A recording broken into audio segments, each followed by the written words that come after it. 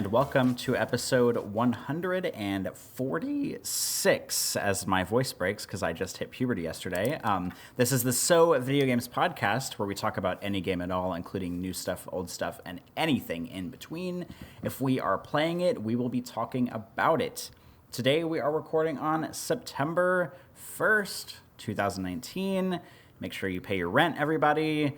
It is also Labor Day weekend, so if you're a lucky person who has a 3-day weekend, I hope you're using those 3 days to your advantage. My name is Corey Motley. I am a podcast producer and a co-host of the So Video Games. I'm also an occasional writer at GameCritics.com.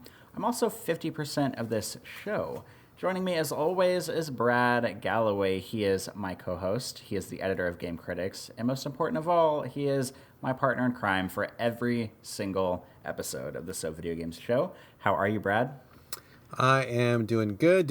Very excited about today's episode because I'm quite looking forward to talking about our final game. I really want to dig into that. So I feel like today is going to be a good one.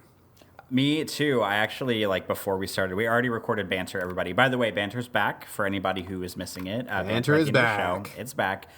Before we recorded Banter, I don't usually get pre-show jitters or I don't know, like a feeling like that. I've very much settled into a groove, or whenever we're going to record, I'm just all right, we're recording, let's do it. This is it. But I was feeling, and I don't know if it's because of the last game we're going to talk about today, but I was feeling I was kind of when you feel kind of cold and shivery, and I couldn't tell if it was because my AC was too cold in the house, or if it was just because I was really nervous about recording the show today. And so I went and I put a hoodie on, and I was trying to calm down for a second, and I just felt that way before we started Banter. But luckily Banter always gets the ice broken and gets us in the groove of talking, so I don't feel as nervous anymore. But I am very excited to talk about games today. It's funny how you can do a podcast for so many episodes and still get a little bit of jitters, a little bit nervous. I get a little bit of jitters before every show too. We've done this show for a long time, and I did the Game Critics podcast before that, and I do a lot of stuff at work that puts me in front of people. You would think you would just hit a point where you're just not nervous about it, but I'm always nervous. It's true, and I've heard people say related to other type of performances, because I was in marching band when I was in high school and college, and college marching band is it's not to toot my own horn, pun intended, but it's kind of a big fucking deal, because you're the first thing that happens for every football game. You do the pregame show, and then you do the halftime show, and the halftime show is different for every game. And every single time we would go out for a pregame show, and we did the same pregame show for every single game, just walking up to the field and getting information and having your whole uniform on and the helmet on. My heart would be racing every single time. And there's this exhilaration that comes with performing in front of people. Obviously podcasting is different because it's just you and me talking, but this exhilaration that comes with performing in front of people. And I've heard, other performers or, pop stars or movie stars or whatever say in the past that whenever you're performing and you stop feeling that feeling of jitteriness or of adrenaline or of excitement, then maybe that means that you need to be doing something else, or maybe it means that maybe you're not as passionate about the thing that you thought you were anymore, and that it's time to change it up or mix it up, or maybe take a course correction or something. So the fact that you and I both still get a little jittery sometimes, I think is a good thing for the show. I agree. And speaking of the show, let's do it. Yeah, let's do it. Let's get this housekeeping out of the way. We do have Banter later. But as we usually do, except for Brad broke the cycle last week because he is incredibly rude. Rude. I'm so sorry. I'm still writing apology emails. Because I'm hosting this week, I will give Brad free reign to talk about whatever games he wants to talk about at the top of the show. So, Brad, what do you want to chat about first this week? Up first, I have a triple pack of games that I really fucking didn't like. So let me talk about these games. I know. We've been pretty positive lately, so I feel like people know that we spread the sugar when it's deserved, and when it's not deserved, we'll give you our honest opinion. And I'm going to start off with some honest opinion real quick here. So these are all on the Switch, by the way. First one is called Bird Game Plus, literally called Bird Game Plus. It's a game about, wait for it, birds? A bird. So I saw this on sale, and I thought it looked like so weird and indie. I just had to give it a try. But I basically threw that 99 cents in the trash. Oh, no. I mean, gladly, I didn't pay too much for it. But apparently it's about a bird that you are, and you fly through what I think are randomly generated levels, and I guess you just have to fly as long as you can without hitting stuff. I think. I'm not sure. So is it, hold on, is it like an infinite runner in that sense? I mean, kinda. You're flying like third person, and your viewpoint is from behind the bird. So, Okay. yeah, but I guess basically like an infinite runner with birds, infinite flyer, I guess. But I can't really say for sure, and I'll tell you why. The thing that really caught my eye about this game was the art style. Basically black and white, and it kind of looked like a pencil drawing. So that was like, oh, this looks kind of different, and I'm gonna check this out. It looks unique, you know. But it ran like shit on the Switch, and I'm sorry, but there's a lot of games that are very graphically intensive which run just fine on the Switch. Sometimes they make little shortcuts or allowances, sometimes not. This game looks as fucking basic with a capital B as you can get. I mean, it's like a white screen with pencil lines, and it was chugging. Like, I would start a game, and the timer would start, and after the game timer started, the game still hadn't loaded in the graphics of the bird. So I'm like beginning a level and I can't even see my bird yet, so I don't know what's taking the game so long to load that stuff. And to be perfectly fucking honest with you, I didn't even finish the tutorial. I couldn't get past the tutorial. You start flapping, and the first thing is like, you know, move your left stick to move the bird. Okay, got it, no problem. The next thing that happens is a giant log starts rolling towards you, and the tutorial says, like, push Y and then fly to the right. And so I do that, and the log crushed me. I'm like, well, okay, maybe I didn't do that right. Let's try that again. Get to the same part. Here comes the log. Push Y and go to the right. Try it again. Log crushes me. I try it like 5, 6 more times. Log crushes me every single time. I don't know what I'm doing wrong. It's step 2 of the fucking tutorial. Not even in the game yet. Not even playing the game yet. And I couldn't figure out what I was doing wrong. I was doing the directions, exactly what it said. I tried many permutations of it. I tried moving the stick first, then Y, or then Y, then the stick, or maybe tapping Y, holding Y. Like, none of it worked. I got crushed by the log every single time in literally step 2 of the tutorial. I did this like 5 or 6 times, and then I said, fuck you. And I deleted that fucking game and moved on. So I would just quickly advise anybody to skip this thing. I don't know if you can even play it. I don't know what the deal is, but it shouldn't be even on the eShop. Somebody should vet this out. It's trash. Second game is something that is very highly anticipated. It's the new game from Platinum. Have you heard of Platinum, Corey? They made some kind of like Devil May Cry knockoff or something. Is that right? What was Little thing called Bayonetta, I think people have heard of. Yeah, Bayonetta, that's right. I think I have heard of them, yeah. They've done a number of fighting games. They've got a real rep in the industry for like intense combat and like really demanding sort of combat games. They've had a weird history. They do some different things here and there, but I think they've got a real cult following. So their new game is called Astral Chain. It's a Switch exclusive.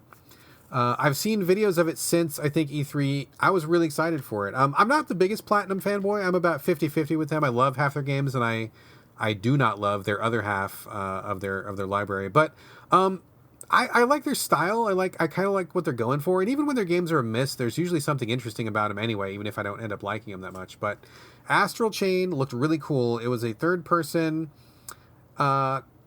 it looked like a combat game, kind of like in a Devil May Cry, Bayonetta sort of a style thing. But the hook was that you had a like spirit creature with you, and it was attached to you by a chain. So that's where you get chain from. And you use it to like do combos. It follows you around, and you can like change out the monster for different kinds of monsters. And so, kind of like a combat game, but you also have like this monster management. And that like the videos looked all like really kick ass. And I'm like, okay, cool. I haven't bought like a AAA Switch game in a while. It's just basically been my indie machine, which is fine. I love the indies. I mean, that's really, I'm happy with that. But this is one that I was kind of hyped for. And it came out a couple days ago. All the reviews were like basically stellar. People in my timeline were like, oh my God, Platinum's best game. This is like better than they've ever done. This is so great. This is like better than Bayonetta. It's better than anything they've done. And I'm like, oh man, well, okay. I need something where I switch because I was in LA at the time. I didn't have a whole lot to play, and I was like, oh, well, this is something I've been exciting for. Reviews are really strong, and I mean, people are, good word of mouth, but it was like $60, and I'm like, dude, I never pay full price for a game. I was like, no, I'm gonna wait for sale. But then, like, the hype just kept building, dude. Like, the hype kept building and building and building, and I got suckered in. I was weak. I was bored. I wanted something to play, and this is one that I had been looking at since E3, and the word of mouth was strong. I had some eShop points on my Switch, so I spent those points, and I ended up only paying about like $45 for it, so that's better. I mean, still more than I like to pay for a game, but, better than $60. I really don't like this game at all, dude. I really, really, really fucking don't like it. It's strange because it didn't end up being at all like what I thought it was going to be. The videos, I think the trailers didn't quite capture what this game actually is, because it's kind of like a third-person adventure game where there is combat, but the combat of using your creature on a chain is oddly, like, passive. Like, you kind of hang back and you send your monster to go fight them, but you don't really control the monster. You tell it where to go, but that's about it. The monster kind of, like, auto-attacks the other monster. You're just kind of, like, walking around. You can try to get a couple hits in, but I didn't find it to be very effective. And then when you're not doing that kind of passive combat, you're walking around in these levels, and since you're a police officer, you do these, like, quote-unquote investigations where, like, you go and talk to somebody, and somebody says some garbage, and then you just have to do, like, a really, really simple thing, like, go here and pick up this item and bring this item back. Or, oh, this guy's running away. Go grab this guy real quick and then bring him back. It's, like, really dull, and there's a lot of fucking talking, like, really a ton of cutscenes, which are not interesting. It's got this really kind of generic anime, just banter, filler, chit-chat stuff going on. I didn't care about any of the characters. I didn't care about the story. The action was really dull, and I really thought the investigation side of the game could just fuck right off. Like, if that whole thing had been removed, I think it would have been fine. So I bounced off it, like, after about 90 minutes, maybe 2 hours, and I'm like, this is so fucking boring. It's putting me to sleep, and I can't believe I just spent, like, $45 on this. I felt so... like I just wasted my money. If the Switch had a refund policy, I would have totally refunded the game and got my money back, because it was not anything what I expected from Platinum. I've heard some people say it, quote-unquote, gets good after like 3 or 4 hours, so I guess that's a thing. But I don't want to be bored for 3 or 4 hours. I got other games to play. I don't want to sit there and just, like, force myself through this drivel to get to maybe good stuff later. So I really, really, really did not like Astral Chain, and I spent more money on that game than I think I've spent on any other game this year, which sucked. Just very, very disappointed in that one. And the last one, like, I'm not really going to bash exactly, but I'm going to say it was really not to my taste, is Torchlight 2. Originally came out for the PC a while ago. It was a big hit on the PC. And they're just now coming around to porting it to the Switch. I don't remember what year it was from, but it's from a while ago. I remembered people loving it at the time. I really wanted to play it, but it was a PC exclusive at that time, and I didn't want to play anything on PC, so I just let it go. Here was my chance, and also I should say that it is currently still under embargo, but by the time the show goes up, the embargo will be down. I think the embargo drops in 2 days. The idea of embargoing something that's already out on a new platform is incredibly silly to me. I agree, dude. If your game's been out for like 8 years, and you haven't really done anything but port it, why do you have an embargo? I mean, the only thing it says to me is your game runs poorly and you don't want people to know about it. Like, that's all that says to me. But so Torchlight 2, I've never played it before. It's basically a Diablo clone. So if you like Diablo, you will probably like Torchlight. I don't think I really like Diablo that much anymore. There's zero tutorial whatsoever when you start Torchlight. I was like, what's going on? Who am I? What is the world? What is the situation? What are my buttons? I don't know what anything is. Literally no tutorial. You start, and it's like a third-person overhead, kind of a top-down sort of thing, and you just start whacking monsters. Loot drops. I don't know what loot is good loot. I don't know what my stats mean. I don't know where my life bar is or what's going on. I don't know if my abilities use magic or they just have a cooldown, or what are these, what does the red meter mean? What does the blue meter mean? I don't know. So I just kind of hang with it for a while, try to figure things out as I go. I mean, it's basically just like the same Diablo thing where, loot with a bigger number pops up. You equip the thing with the bigger number, get rid of the thing with a smaller number, and you just keep grinding. I got bored of it really quickly. The story was just one of those things where you talk to somebody with an exclamation point over their head. They drop like 9 paragraphs of like text that you don't give a shit about, and you just skip through it. and then you just follow the quest marker to wherever it is. You kill the thing that's there, you come back, and then you're done. Really dull, really flat. I mean, I guess it Diablos pretty well. People really, really liked it back in the day, but I don't see anything here that really gets me into it. And I got to be honest, it's really small in handheld mode. It's viewable, it's playable, and as far as I've seen, it runs fine. But it's really small. The action is very small. It's just not really pleasant to watch something that small on that screen. And I just think it's really boring. I'm just not doing anything but pushing a button and killing monsters and getting loot that goes up slowly. So nothing there to really capture my attention. Didn't give a shit about the story. And I was done with it after like an hour. And I forgot I played it like 5 minutes later. So if there's anybody out there who is waiting for Torchlight 2 after all these years, here's your chance. Otherwise... there's a brand new Torchlight game coming up soon, and I would rather probably check that one out. I'm sure it's going to be a lot more modern, have a lot more, updates and new systems that we probably are more used to as modern gamers. I mean, Torchlight 2 is a great port, but I just found it really fucking boring. So if you like the Diablos, you like those kind of grinding loot games, maybe go for it. Otherwise, I would say maybe hold off for the brand new Torchlight coming pretty soon. Whenever you're describing Torchlight 2, it reminds me of... Because I know that games like this are something... And we talked about this a tiny bit last week when we were talking about the difference between like games that kind of hand you things and games that sort of like challenge you to go like find things. And this game kind of seems to fall into the latter. And whenever you were talking about Torchlight, the whole time, I'm just thinking about like whenever...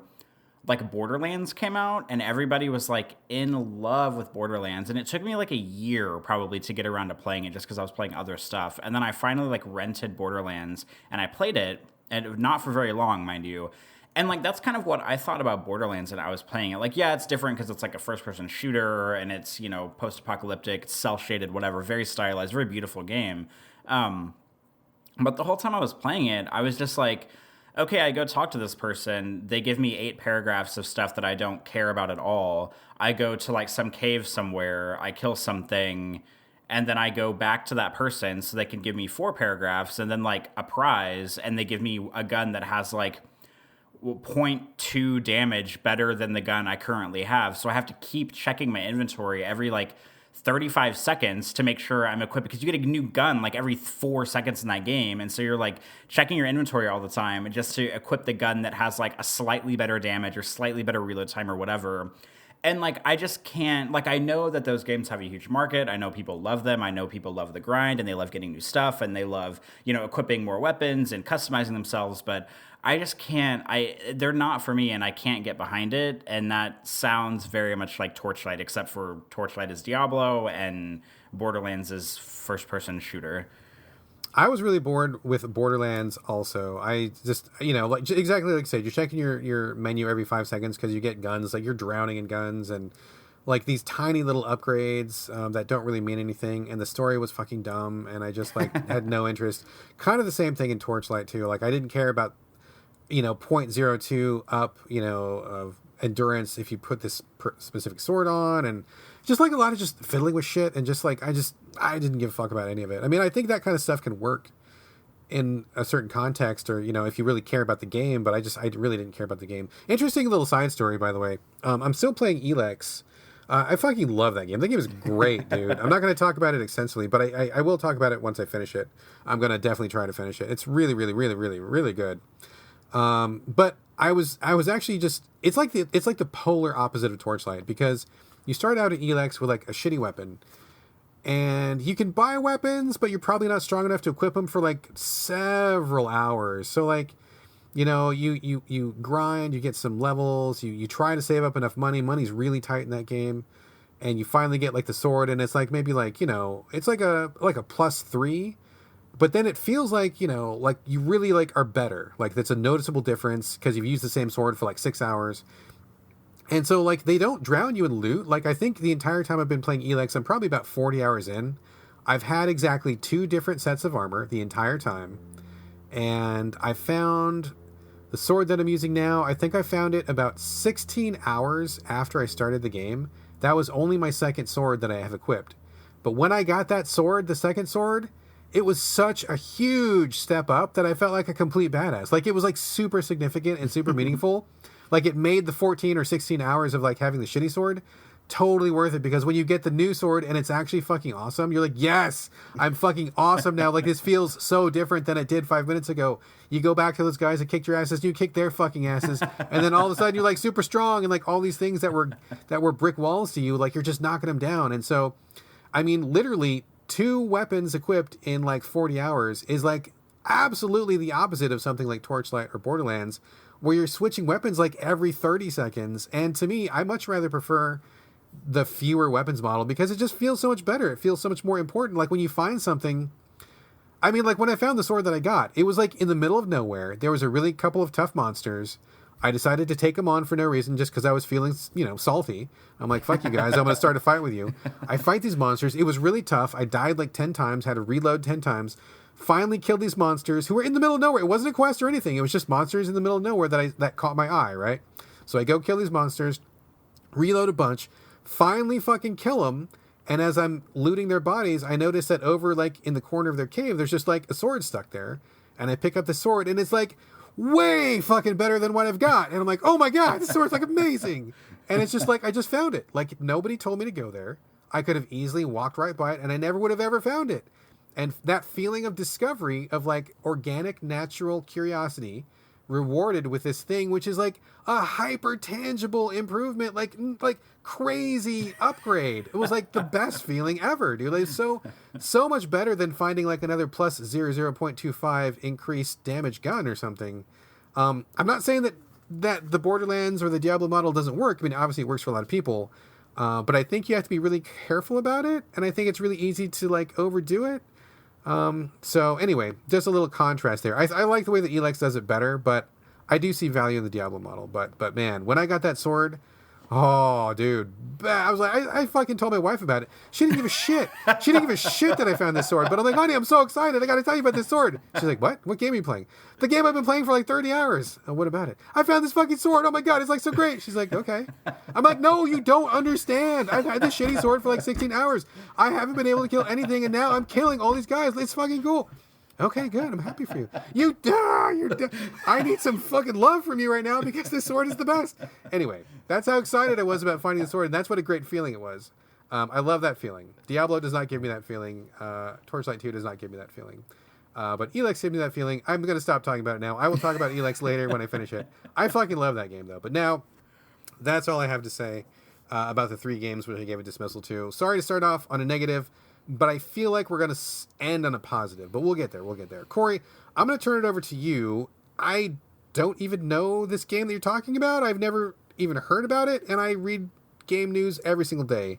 How is it that you managed to find a game that I have never heard of? I always find games you never heard of, because I play well, first of all, I'm always searching for this genre, the walking sim first-person narrative adventures that you like never dip a toe in. And Truth. And also, I have a gaming PC, so that like opens up my options a little bit more. But I will say, the game I'm going to talk about right now, it's called ELEA, ELEA, as in like somebody's name. I did see this on the PlayStation Network first, so I tend to do this. I've said this on the show probably every like 3rd show since we've started. Like every week I try to just log into the PlayStation 4 and look through the new games just to see if there's anything interesting out, because a lot of games don't have the marketing budgets to have like a splash screen on the PlayStation Network or something like that. So I just like to go in there and see what's new. And I saw this game called ELEA, and I was like, oh, I haven't heard of this. And I think it was on sale for like, I want to say it was like $8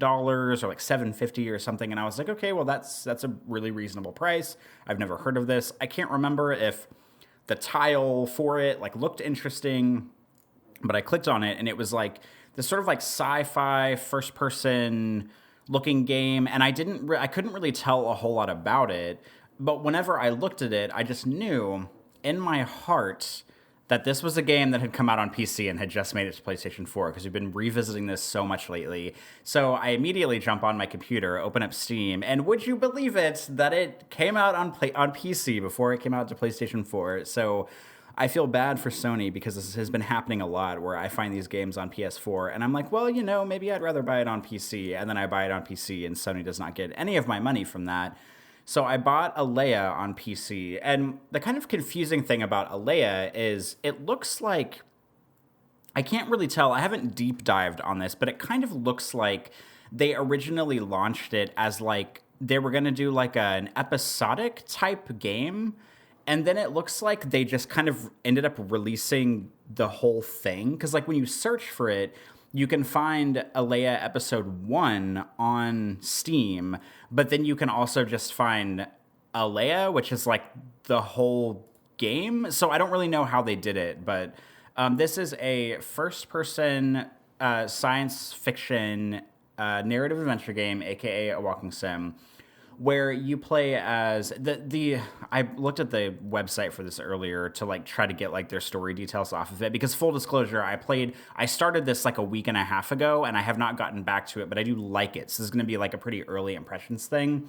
The story overview on their website is very wordy, but basically it's a first person adventure game where you play as this female scientist aboard a spaceship in the future. It's like 2093, I believe. And there's kind of like a two-step thing going on here. So on one hand, there's this overarching story about how this like neurological mutation hit like all of humanity. And at a certain point in time, every child that was born due to this mutation, they had like uncontrollable rage, the game says. So I guess like I don't know if they just like claw their way out of the womb and start like murdering everybody in sight. I'm not really sure how this works. And then they came up with a cure for it. I was gonna say, they're born as like your average white man gamer, huh? Oh my god! Yeah, I guess this game is even more layered than I thought it was. And Political commentary. The womb opens up, and before you even see the baby, it's just an AK-47 barrel popping out, and then the child comes out after it. Okay. That is a horrific image. I am scarred now. I'm not going to be able to forget that one tonight. Oh my god! All right, let me reel this thing back in. God damn it! Okay. So they come up with a cure for this like neurological mutation. However, the cure basically makes the children like lifeless. So they either have to decide between these like enraged children or giving them the cure that makes them like totally pacified and like basically like lack all of emotion. The interesting thing about this whole theme is that I've been playing the game for like an hour and a half, and it like has not really come up in the game yet. Like they kind of tell you this is going on, like this is the world we live in.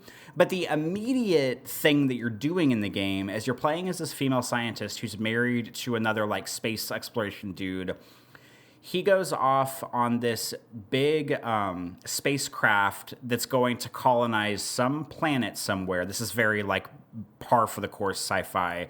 The ship that he's on disappears, and then the woman you're playing as, is trying to sort of like unravel the mystery of like try to get back to him, to try to find him or figure out what happened. And so like the meat of the game is her like exploring her spaceship and trying to like, while she's on her journey, to try to find out what happened to him.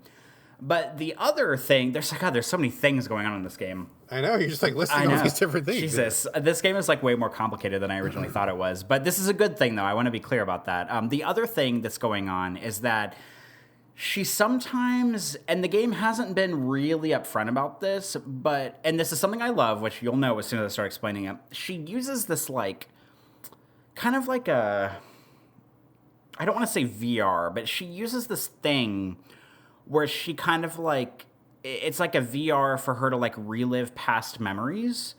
And so it's got this thing going on every once in a while where like, you're not sure if you can like trust what's going on, because maybe you're in this like dream simulation or maybe you're not. And like, she will like strap into it, and there's like a whole section where you play as it early in the game, and it kind of like starts malfunctioning while she's in it. And suddenly she's in this like glass room that's on top of this like endless ocean, and there's like a whale that's like bursting up out of the water, and it's totally weird, but it's totally like the kind of stuff that I'm like 1,000,000% on board for, because it's just like this weird like out of left field, can you trust what's going on, can you not trust what's going on, like how do you get to the bottom of this mystery? And then at certain points she unplugs from it, and then she is just like exploring the spaceship that she's on, and like the environmental design in the game it's like really, really slick and really great looking. And whenever I was trying to decide if I wanted to buy this game or not, I was looking at the reviews on Steam, which I do sometimes, but usually I take every review I read with like the tiniest grain of like nanoparticle salt as I possibly can.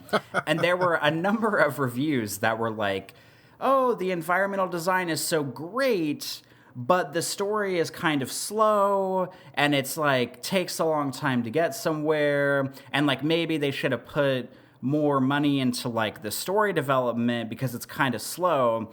And I was like, you might have written this review thinking that sounded like a negative to you, but that sounds like a positive to me. So I bought the game immediately, and I was like, if you can give me great environmental design with this kind of like slow burn investigative story, like totally on board with it. And that's like exactly what it is right now. Like I'm spending a lot of time exploring, like the spaceship that she's on is segmented very well because it's got like an elevator, like a central elevator, and I think it's got like 4 or 5 floors, and so it's not very big. It's not like, I mean, it's similar to like the Normandy in a way where like it has its different decks, but they're smaller than the Normandies, and there's different things going on every deck. And I haven't played it a ton, so I want to be clear that this is a very like early impressions, and I keep wanting to get back to it, but a game that we're going to be talking about later has been sucking up all my free time lately, so ELEA I haven't played all of yet, but I really like the vibe that it's giving off because it's very up my alley as far as like kind of a slow burn walking sim. It's really beautiful. The environments are really well done, but in a way that kind of looks like, you know, like whenever you watch like stuff in the late 90s or early 2000s that like depicted what they thought the future would look like, that's kind of what this has going on because it's very like shiny, it's very metal, it's very neon, but it's very like in a way that I appreciate and that I think is very cool. So it's got great design. The woman that you play as gives me kind of like Ripley, like Sigourney Weaver and Alien vibes, because she's very kind of calculated about what she's doing, and she's got a great voice actor. Like her voice actor, she's got like a great kind of like deep voice, and she sounds really cool, and she's just kind of matter of fact about it. And there's like a point in the game where you have an option to like not poison, but like put like a sedative in one of your colleagues' like coffee cups to like knock them out to steal their ID card to like break into the server. And it's just like, she's just very like cool about it. Like, okay, I guess I have to like poison my colleague. Let's do this. And she's not like, oh no, I can't do this. She's just like, all right, here we go. And she's very like, I don't know, like stalwart on her mission. Like she needs to find her man and figure out what's going on. And I really appreciate that about it. So it's just got a lot of things going on that I really like. And I want to spend more time with it. I just haven't been able to yet, but it's very up my alley. I mean, anybody who's listened to the show knows that this is like basically ticking like every single box that it could possibly tick for me. Like I'm not sure if it's going to be like something I'll talk about like come Game of the Year time or whatever, because I still have some time to go with it. And it could, of course, get bad later on, but right now it's very good. I'm really enjoying it. It kind of falls into that slight like indie jank territory that's like kind of experimental, but it's like solid enough to play, and I really like it. And I also appreciate the fact that it launched on the PS4. So if people are listening and they're thinking like, oh, here goes Corey again talking about some weird PC game that we can't play, like it's on PS4. So I don't know if it's on Xbox One, but I know it's on PS4 for sure. But so far, so good. I'm enjoying it. I will definitely bring it back to the show because I plan on playing it more probably next week. And it's pretty much like a nice little like package of all the things that I like in a game. Like you think maybe these people would have like developed this specifically for me in a way. But I like it so far, and I think it's good, and I'm very excited to play more of it. Sounds pretty interesting, actually. I looked it up when you were talking, and once I saw the screenshots, I'm like, oh, that's right. I did look at this briefly. I mean, the name is kind of generic and doesn't really stand out that much. But I think I wishlisted it on PS4 because it wasn't on sale at the time. But I mean, this is not my kind of jam, but I am in the mood for these once in a while, and I do like sci-fi games more than just like spooky games or more than just like murder mystery games or something. So, I'm gonna keep an eye on this. Maybe I'll grab it when it's on sale, and I look forward to your final thoughts once you wrap it up. Me too. I look forward to playing it more and hoping that it stays as solid as it has right now in the future, but I will definitely report back once I play it some more. Right on. All right, cool. That sounds like kind of a win. So we'll talk about this later. Let me talk about one more game before we get to the meat of the episode, or what I perceive will be the meat of the episode. Back on my bullshit. Sorry, folks. I had to do it. I can't go a week without playing another roguelike. You know me. You know your boy. I'm down on... Yeah, I brought the walking sim. You brought the roguelike. I know. Here we are. We're so fucking pathetic and predictable. It's disgusting. I played... It's not a new game. It came out, I think, earlier this year. It's called Skelly Selest. Skelly Selest. It is a top-down 2D pixel-based kind of a roguelike. You know I love these things. I play like literally every one that's on the Switch. And this is an interesting one. It's got all the same usual stuff that you would expect that I would talk about. You know, you do run-based gameplay. You get random pickups. It's, whatever, like each room is like one level, and so you're like fighting off bad guys and go from room to room, do your roguelike stuff, try to get to the end of it. But there's lots of little details that make it actually pretty cool and notable, and then like one detail that makes it awful. So it's kind of a mix. The basic story is that you play a skeleton that has been reanimated by heaven to put demons who are trying to burst out of hell back in their place. So it's not the usual roguelike setup, and there's tons of like really satanic imagery in this. It's kind of like got that heavy metal album cover sort of a feel to it. So hold on, this is basically the prequel to Doom then, right? I mean, it is, or maybe you're the Space Marine after he finally gets killed and he gets revived and sent back to like finish the business he couldn't finish. Who knows? It could be like a Doom alt universe or something. So like the graphics are pretty cool. It's got a really grungy, kind of bloody, gross look. Lots of pentagrams, lots of like demons and shit like that. So if you like that kind of like dark demonic imagery, which works for me sometimes. I like some of that stuff sometimes if the tone is right. You go in there, and so here's my thing. Like the main character, the skeleton that you play as, has an axe and he has a gun. And so your gun is fairly strong, but it's only got 5 bullets, and when you kill somebody with your axe, it gives you a bullet back. So it's kind of like, I think what the developer was going for was like, the gun seems kind of overpowered, but we don't want you to rely too much on the gun, so we give you very little ammo, but then you've got to do the melee to get the gun back. It makes sense in my head, and I understand what they were going for. But the main problem with Skelly Selest is that their combat with this skeleton feels like shit. It feels awful. And when you're doing a roguelike like this, you have to feel like you are in total control of your character. It has to respond when you want him to respond. It has to be peppy. It's got to move. Because when your skeleton is in a dungeon, he's constantly surrounded by other demons and shit. And they are not only attacking you with melee attacks, but quite a few of them throw shit at you or shoot shit at you or lob grenades at you. So with your ammo running out so quickly, you are very often bringing a knife to a gunfight in this game, which does not work. That is a phrase that exists because it is a truism. If people are shooting at you, you cannot fight them with a melee weapon. And even worse than that, it's a very slow, deliberate strike with the axe. And so like he has to stop. It takes him like a quarter of a second to like swing the axe, and then he can't move until the axe hit is done. And in that quarter of a second, when you're standing still with your axe, you're getting hit. Like guys are coming up and grabbing you. You're getting shot with bullets and spit and grenades from across the room. It feels terrible. It is not fun to play. So what happens is this game actually offers a wide array of modes. It's very generous with the modes. There's like a story mode with like a really short story. There's a longer mode where you have to like free people who are caught in a dungeon. It's more of like a maze, sort of a dungeon crawl sort of a thing, rather than being just focusing on the melee. There's another one which is kind of like an arena mode where you play as long as you want. There's a couple other modes that I haven't unlocked yet, and there's also like a card game, which is like its totally own separate thing. Kind of reminds me of something like, like Triple Triad or something from Final Fantasy, where you just play cards. So this game has this weird, like, generosity of modes, but the main character feels like shit. But if you go into one of these other modes, well, I mean, it's weird, right? This is the main character. Everybody's going to play as this character. It doesn't work. It just doesn't fucking work. Your character cannot stand still when you're getting swarmed by mobs. And no. Like, it doesn't work. So what happens is, I was playing this game, getting kind of frustrated. I went into a different mode where it's one where you can unlock some people that are in a dungeon. One of the characters that I unlocked is another character that you can use. So, like, you free this character, go back to the main menu, pick which character you want to use. I pick the new guy, and the new guy has a gun. He only has a gun.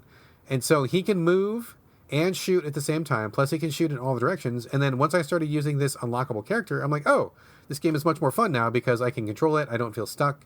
The melee was not working for me, so having a gun makes a lot more sense with the kind of melee action that this is. It feels a lot more like Binding of Isaac or, one of those type of roguelikes where you're just like constantly on your feet, a little bit like Enter the Gungeon maybe, something like that. If you know what those games control like, very fast action, you got to be quick on your toes, you're taking shots, and you're dodging guys. That's what this kind of game is. And like pinning your character down when he attacks is like such a horrible idea. I don't know why they stuck with it, and I don't know why they didn't change it.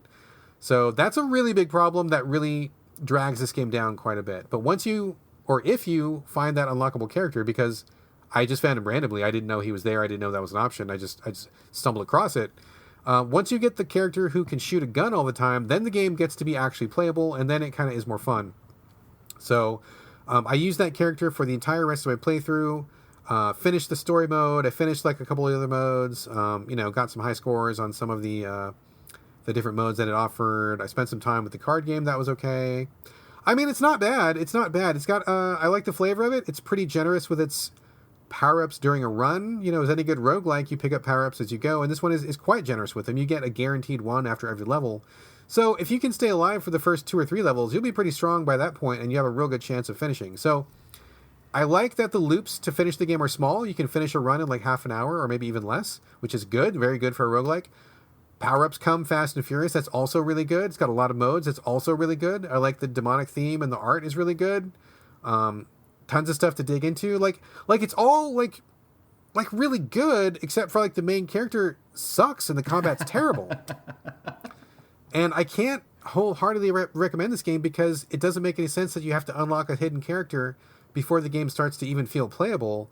But that's the reality of this game. Like Skelly Selest is a shit game, really, really poor until you get that character, and then it's fun.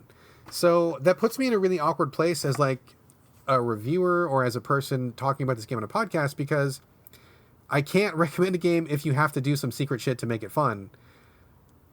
So I don't know, but otherwise, like once you get that character, like I think there's a lot to say for it. It's got a lot of really good qualities. So I'm just really confused. I'm just really, really confused that the developer thought the combat worked in this game the way that it does. I really don't think it works at all.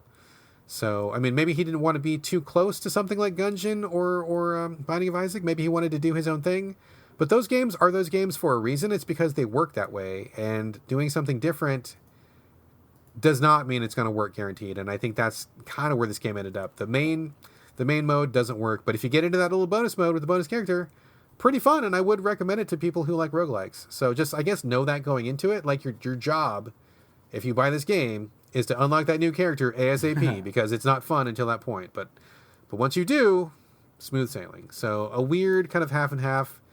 I mean, overall recommend, but just know that going into it. It sounds a little bit, I'm getting reminded slightly of whenever I played Not a Hero a while back, because that game has kind of a similar setup where you're playing, I mean, it has concrete levels, so it's not quite a roguelite, but you you unlock different characters as you play the game, and then, like, the character you start with is probably not the best character in the game, but say you finish, like, 1 or 2 levels, then you unlock a person who has different kinds of guns, or a person who has, like, some kind of other melee, or maybe they have, like, a dash move or something, and so you're kind of like, it's almost you're like forced through this like weird initiation at the beginning of the game until you unlock a character that makes things slightly easier, and then, or maybe that adapts them to a play style that you're more comfortable with, perhaps. And unfortunately, no matter what characters I unlocked in Not a Hero, I didn't really care for that game. But it sounds like a similar situation to what I was in whenever I played that. It's backwards. I mean, number one, agreeing with you on Not a Hero. The game is way too hard. But they should give you the easiest character first, let you feel good about it, let you learn the systems, get comfortable with gameplay, and then once you've mastered it, then you unlock somebody who is like different in a slightly more difficult way. So it's kind of like a self-selecting difficulty. Like if you blew through the campaign and you're like, oh, that was no big deal. Okay, cool. Here's a guy who's got this fucked up melee, and that's harder. It's way harder. So if you think you're good, then use this guy who sucks. And if you can beat the game with this guy, then you're a great player. Or like, it gives you that challenge if you want to extend your game time. I mean, giving somebody who is like, that character's just broken. It just doesn't work. And giving that person that character is guaranteed going to turn a lot of people off. Like, if I had not found the gun character, and again, I found him just on accident, if I had not found that gun character, we would be having a very different conversation right now. I would be trashing this game and saying what a misfire it was, and, you know, like how terrible it was, and I wasted my money on it. But it made all the difference finding that one character, and I really can't wrap my head around why they gave you the broken melee first, and how they thought it worked. It just really doesn't work. But anyway, Skelly Selest, there's a lot to like if you can unlock that one character. If you like quickie run-based roguelikes, I think it fits that niche pretty well, and there's a lot to unlock. There's a lot to dig into. Just know that you got to find that one gun character, otherwise this game feels like shit. So anyway, all right, enough of that. We are moving on to a game that I think we both are very excited to talk about. Corey, I'm going to give you the floor, but we're talking about Control, just out recently from Remedy, published by 505 Games. This is the game that I kind of got excited about. And in fact, we talked about this. I remember we talked about this where I said, I'm not a Remedy fan. I really don't like any of the games they've put out, except for maybe a little bit of Alan Wake. But I was going to give this one a try. I expected to hate it. I expected it to suck because I just don't like their games. And now here's Control. I've played a couple hours. Corey, you've completed it. Is that correct? I have completed it. And we're about to drop a dime on this, and I suspect that we are both going to say the exact same thing. But before we do, I want to make clear, I have not finished the game, and I'm going to finish this game. So please, I beg of you, sir, no spoilers for me, no spoilers for the audience. Can we agree on that? We can agree on that. Excellent. Okay, so folks, I haven't finished it, so my perspective is limited. Corey's finished it, but this will be a spoiler-free discussion. Have no fear. Corey, I'm going to turn the floor over to you, sir. Tell us about Control.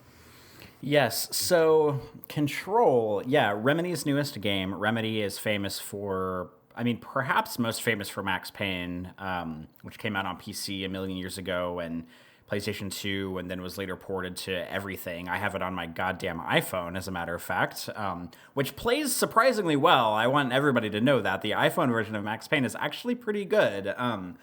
Max Payne 2, Alan Wake, Quantum Break. I loved Max Payne 1 and 2.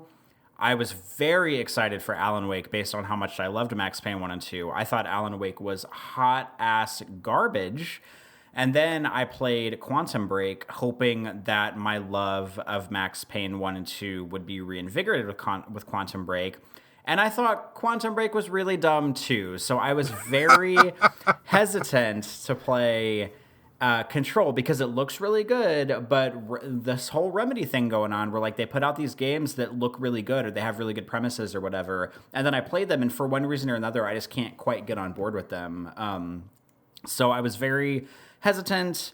The good news for me is that I'm actually reviewing this for Game Critics. So full disclosure on my end, I got a code from 505 and Remedy to review this. I will be reviewing it for Game Critics. I'll be talking about it now. Brad and I might come back and do a spoiler episode about it in the future when he finishes it, but I'm manning the first review for this on Game Critics. And I spent a lot of last week playing it. So here's what happened. I talk about this a little bit in Banter, so you'll have to hear a little bit of repeat of this later. But Brad gave me the code on Monday. The game came out on Tuesday. I installed the game around 6 or 7 p.m. on Monday night. I played it for about 4 to 5 hours on Monday night. Tuesday, I got home from work, and I played it for about 3 to 4 hours. Wednesday, I got home from work. I think I played it for like 1 hour, maybe 2 hours. Friday, I got home, and I played it for about 3 to 4 hours, and I finished it. And, I mean, if my urgency to play that much that quickly doesn't tell you that I think well of this game or that I wanted to go back to play it, I'm not really sure what will, but let me set the scene for what Control is. So Control is a game where you play as a woman named Jessie Faden, Faden. I don't know if that's supposed to be, because like Remedy has this dumb things where they always like do like plays on words with people's names, like Alan Wake and Max Payne. So I don't know if Jessie Faden, if it's supposed to be like Faden, like fading, but it's not called, like, I don't know. I wish they would either choose one path or the other and give everybody a silly name or give nobody silly names, because they've been doing both lately and it's really been throwing me a little bit. But you play as Jessie Faden. She reports to this building, this giant skyscraper in New York, which is called the Federal Bureau of Control. And she goes inside. She's led there by some I don't want to call it a vision, but she's just kind of like drawn to this building.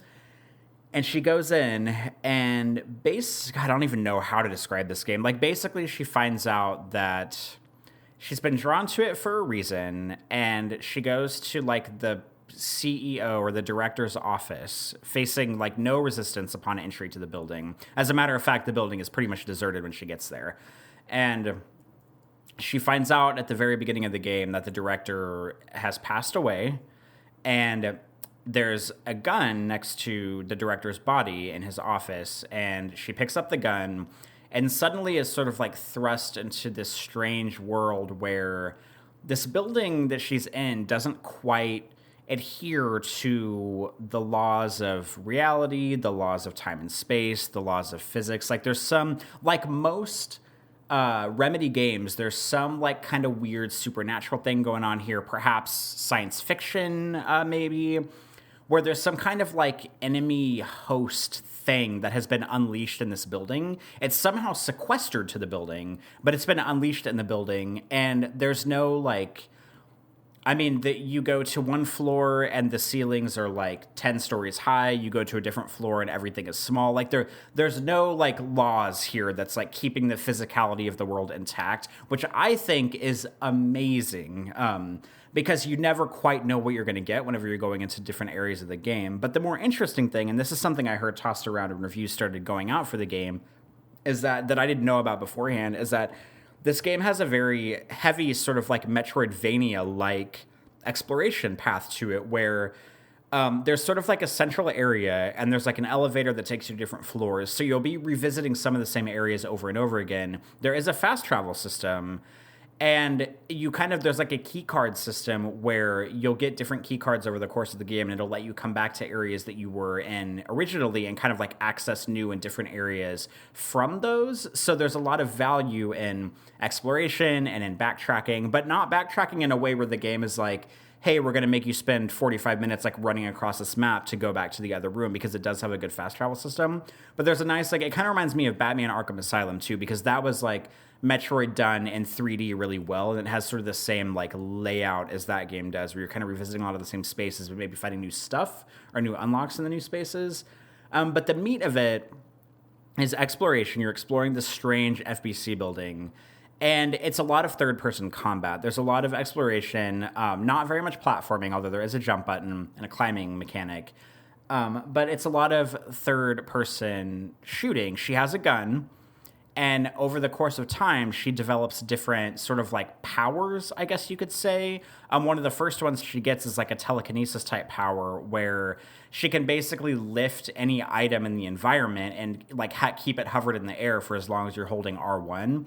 And then whenever you release R1, she like throws it toward whatever enemy it locks onto. So there's like a good double whammy of like having a gun and then having these cool like powers that she can use.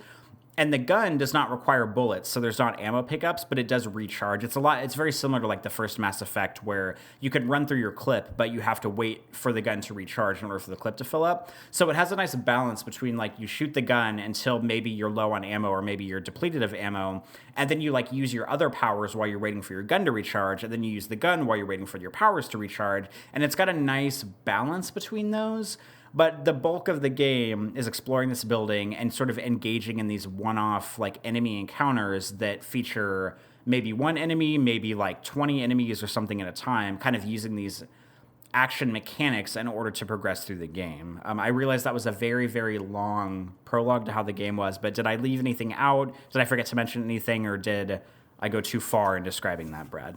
No, I think you're good. I think you're probably good right there, though, because I'm like, every time you started describing something, I'm like, oh, don't say it. I tried to be vague enough. You did a good job. You were just vague enough, and you crept up to the edge of some things, and you pulled back. So I'm like, okay, good. Because I was like holding my tongue there, but no, you're fine. And I was like, I kept waiting for you to interrupt me because I was wondering if I was going to go too far, but I'm trying to do the game spoiler-free justice here. I don't think you spoiled anything. Everything you described is like the first like hour of gameplay. So I think you're okay. So yeah, go on. So basically, like I mean, like, I don't want to say spoiler alert because I'm not going to spoil the game, but spoiler alert on my feelings. I really like this game. I was very, very pleasantly surprised with how well it played, as far as the combat and the exploration. Because, like, one thing about, like, Alan Wake that really bothered me was all of the enemy encounters felt exactly the same, and the game, and I even talked about this whenever we talked about Devil May Cry 5 last week, and I didn't mean for these games to butt up against each other, but something that I talked about last week was something that really bothered me in Alan Wake was anytime you would be like exploring this like spooky forest area and then an enemy encounter would happen, the game would like wrestle the camera away from you and like slow-mo, like zoom in on whatever enemy was about to come attack you. And like it really bothered me because I wanted the game to let itself breathe, and I wanted the game to let itself have atmosphere, and I wanted the game to surprise me and scare me because that's what I thought I was getting into whenever I played it. And something that I find really impressive about Control, and maybe this is like a pun on the game's title or something, is that like they do offer a lot of restraint in whenever you get into any combat scenario. The game is not like, hey, player, we're in a combat area now. Here, combat. It's just like the enemies show up and you fight and then you get out. There's no cutscene to get you into the combat. There's no cutscene to take you out of the combat. Like most of the time, everything is happening in the game, which I really, really appreciate. They showed a lot of restraint there. And something that is refreshing for me coming off of Quantum Break, because Quantum Break came out, I don't know, like 4 years ago or something, is that the game feels like what Quantum Break was trying to do as far as the action goes, because these two games actually have very similar premises. They both involve a hero that's sort of like perhaps maybe like a chosen one type hero, where maybe they possess some kind of like, I don't know, power or ideation that sort of like lets them skirt around these weird like science fiction anomalies that are happening in the universe. Both the games kind of have that thing going on, but something that I disliked about Quantum Break is that first of all, it did kind of the same cutscene thing that Alan Wake did, and second of all, like it gave you these like weird time powers, but like I never felt like I needed to use them. Like the shooting was enough and the shooting was fine. It wasn't stellar, but I was like, okay, why do I have these like 15 time ability powers over here? Like, cause I don't really care about them and I don't feel like I ever need to use them. I can just like cover shoot just as fine and get through the game. Whereas the powers and the gunplay and Control really balance each other really well. And I think it's nice because they distilled everything down into really simple mechanics. Like you're either running around or you're shooting something or you're like throwing these telekinesis items at something. And there are some other powers that come along later, which I'm not really going to get into right now for sake of spoilers. But like, it's just like, it's very well distilled into like just like easy but effective combat. And the closest thing I can relate this to is that whenever I was playing this, it gave me the very same like fast, intense, sort of like flying by the seat of your pants, but in the best way possible combat feeling that that Mass Effect 3 gave me, specifically Mass Effect 3 while playing as a biotic enhanced character, because in that game, you're shooting your guns and you're like constantly ducking behind cover and rolling out and running around, and maybe you're using a melee move and you're like throwing your biotic orbs around the battlefield, and it's just very fast, it's really intense, the sound effects really drive home everything that's happening in the game, and you always feel like you're flying by the seat of your pants, but you always feel like you're just in control enough to make it through every combat scenario, and that's the exact same feeling that I get with Control, and I mean all of that in the best way possible, because a lot of Control is like that, where you're in these action scenarios, you're kind of like, and it's not a cover shooter, I want to make that very clear. Control is you hauling ass. It's very like kind of like Doom 2016. Like you're just like hauling ass around these like combat arenas. You have a melee attack, you have the guns, you have like the telekinesis attack, and you're just like barely in control enough, but it's so intense that like the enemies are shooting at you. Some of the enemies have these like rocket launchers, and I swear to God, there's an algorithm in the game that makes the rockets fly like 2 inches away from your face every time they shoot them. And every time like a rocket would fly by me, I would scream like shit or oh my God or God damn it or something. Like I would go into these combat scenarios like with like my armpits sweating and come out of them and just be like, have to catch my breath for a minute. And it's been a really long time since I've played a game whose combat mechanics have made me feel that invigorated and that tense and that sweaty.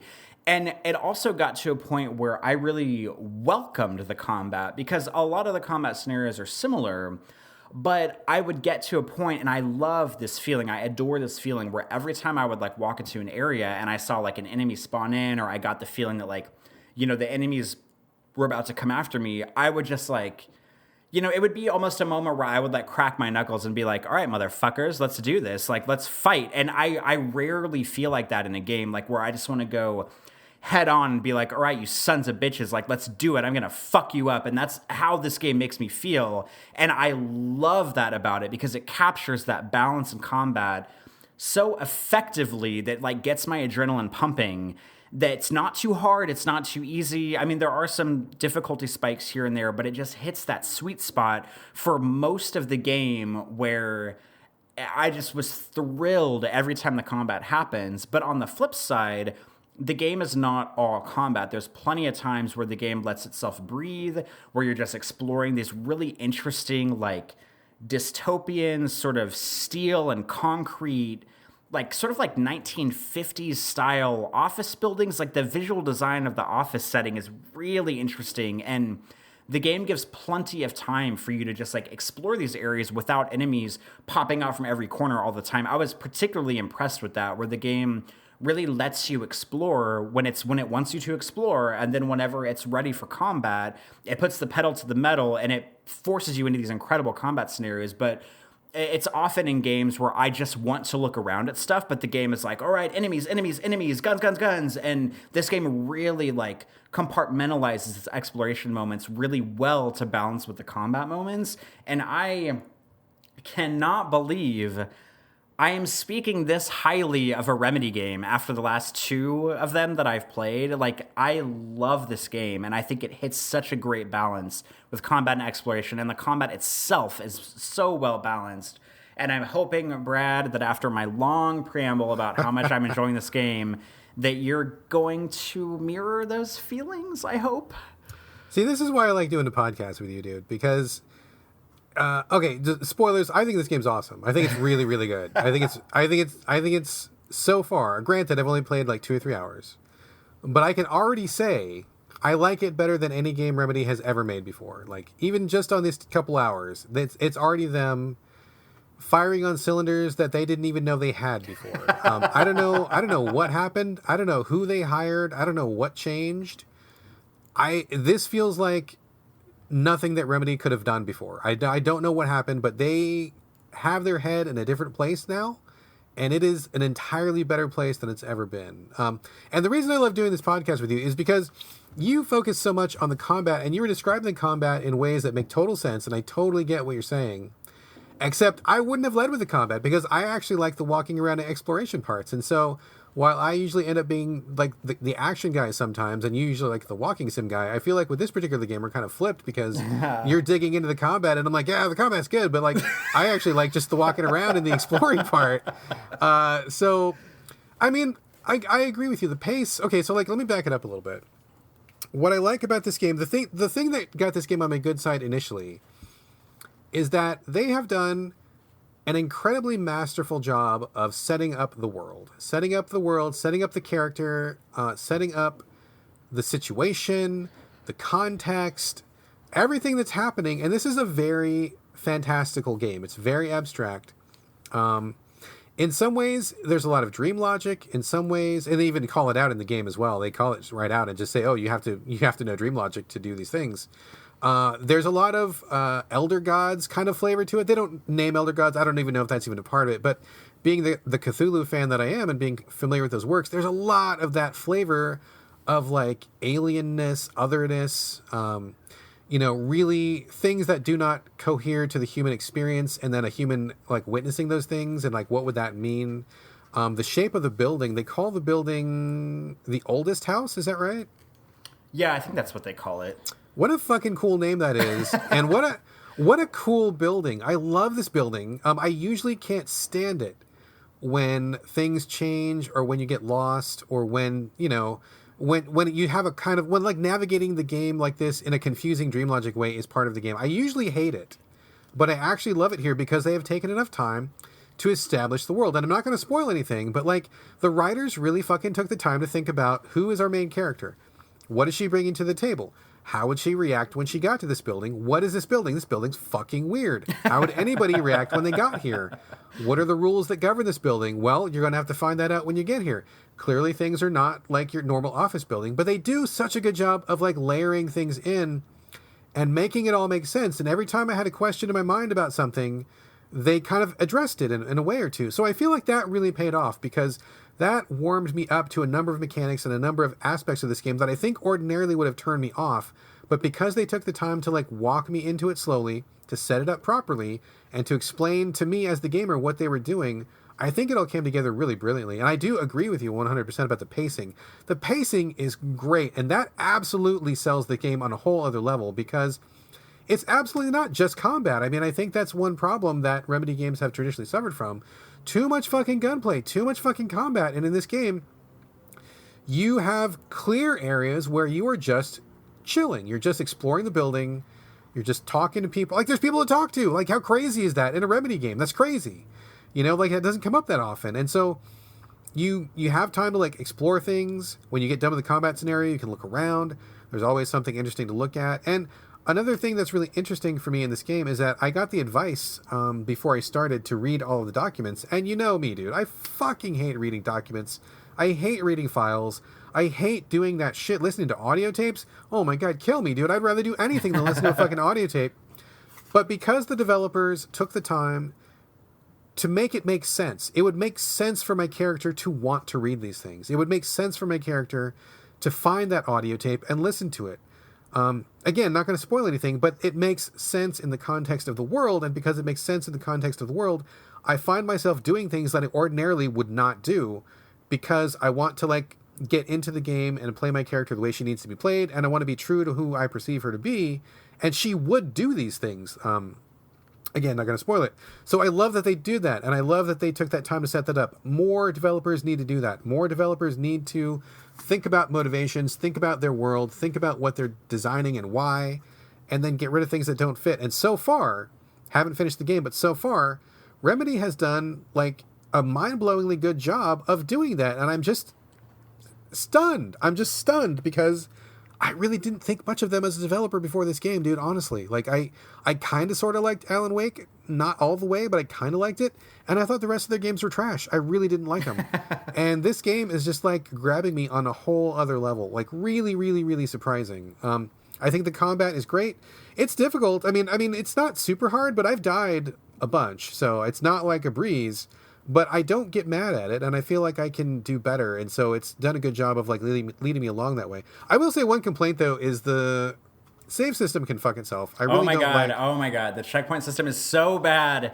Yeah, so there's certain checkpoints in the building that you're in where you have to activate the checkpoint, and whenever you die, you respawn at the nearest checkpoint. But it usually just means you walk into an encounter, maybe you weren't ready for it, or maybe you got surprised or something. You die. You go back to the checkpoint, and you got to run through the hallways to get back to where you were to do the battle again. And sometimes you die. I've died. I mean, I don't know about you, but I've died 3 and 4 and 5 times at a battle so far. Oh yeah, and me too. Doing the run back to the battle is the biggest fucking terrible. drag, dude. It's so like, terrible. I mean, maybe there's a story justification for it later on. I don't know if there is. I hope there is, because if there isn't, why in the world would you pick this fucking checkpoint system? It's the worst checkpoint system. It's so bad. But that's really the only fuck-up thing that I really don't like about the game so far. Otherwise, I like how they handle the upgrades. I like how they handle you getting new powers. Again, not going to spoil any of this. I think they've really considered how it all fits together. And I just find myself not calling bullshit on any of it. I find myself really drawn into it and wanting to participate in the systems where ordinarily I would like... You know, I wouldn't be able to get past that suspension of disbelief, but in this one, I feel like it all just fits together so well. I really like this game a lot so far. Like I said, only 2-3 hours in, but man, I've been trying to play it as much as possible, and I'm really looking forward to playing it more tonight. I'm really, really into it, man. I really like it.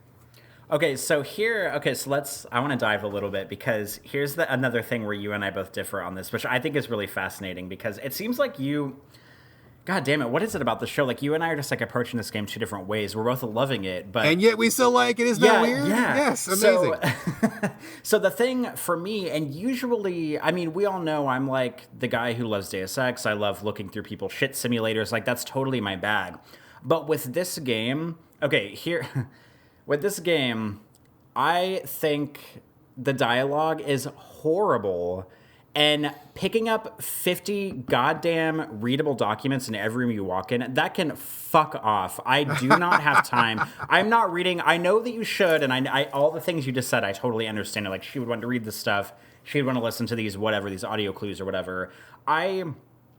I do not have time for this. I don't have time. And Quantum Break did the same thing, and it pissed me off whenever that game did it, where the game wanted to be like an action game that was really moving and grooving and getting you into fights and whatever. And then every other room you walked into would have like 3 documents in it that it wanted you to read. And I'm like, dude, you cannot have it both ways. Like, you can't have a game that's like really action packed and then have me like in these rooms that are basically just like rooms to exist to fill out your story because you're too lazy to write a good story efficiently. And I feel similarly about Control, because I love everything the game is doing. I love the gameplay, I love the exploration, I love the combat.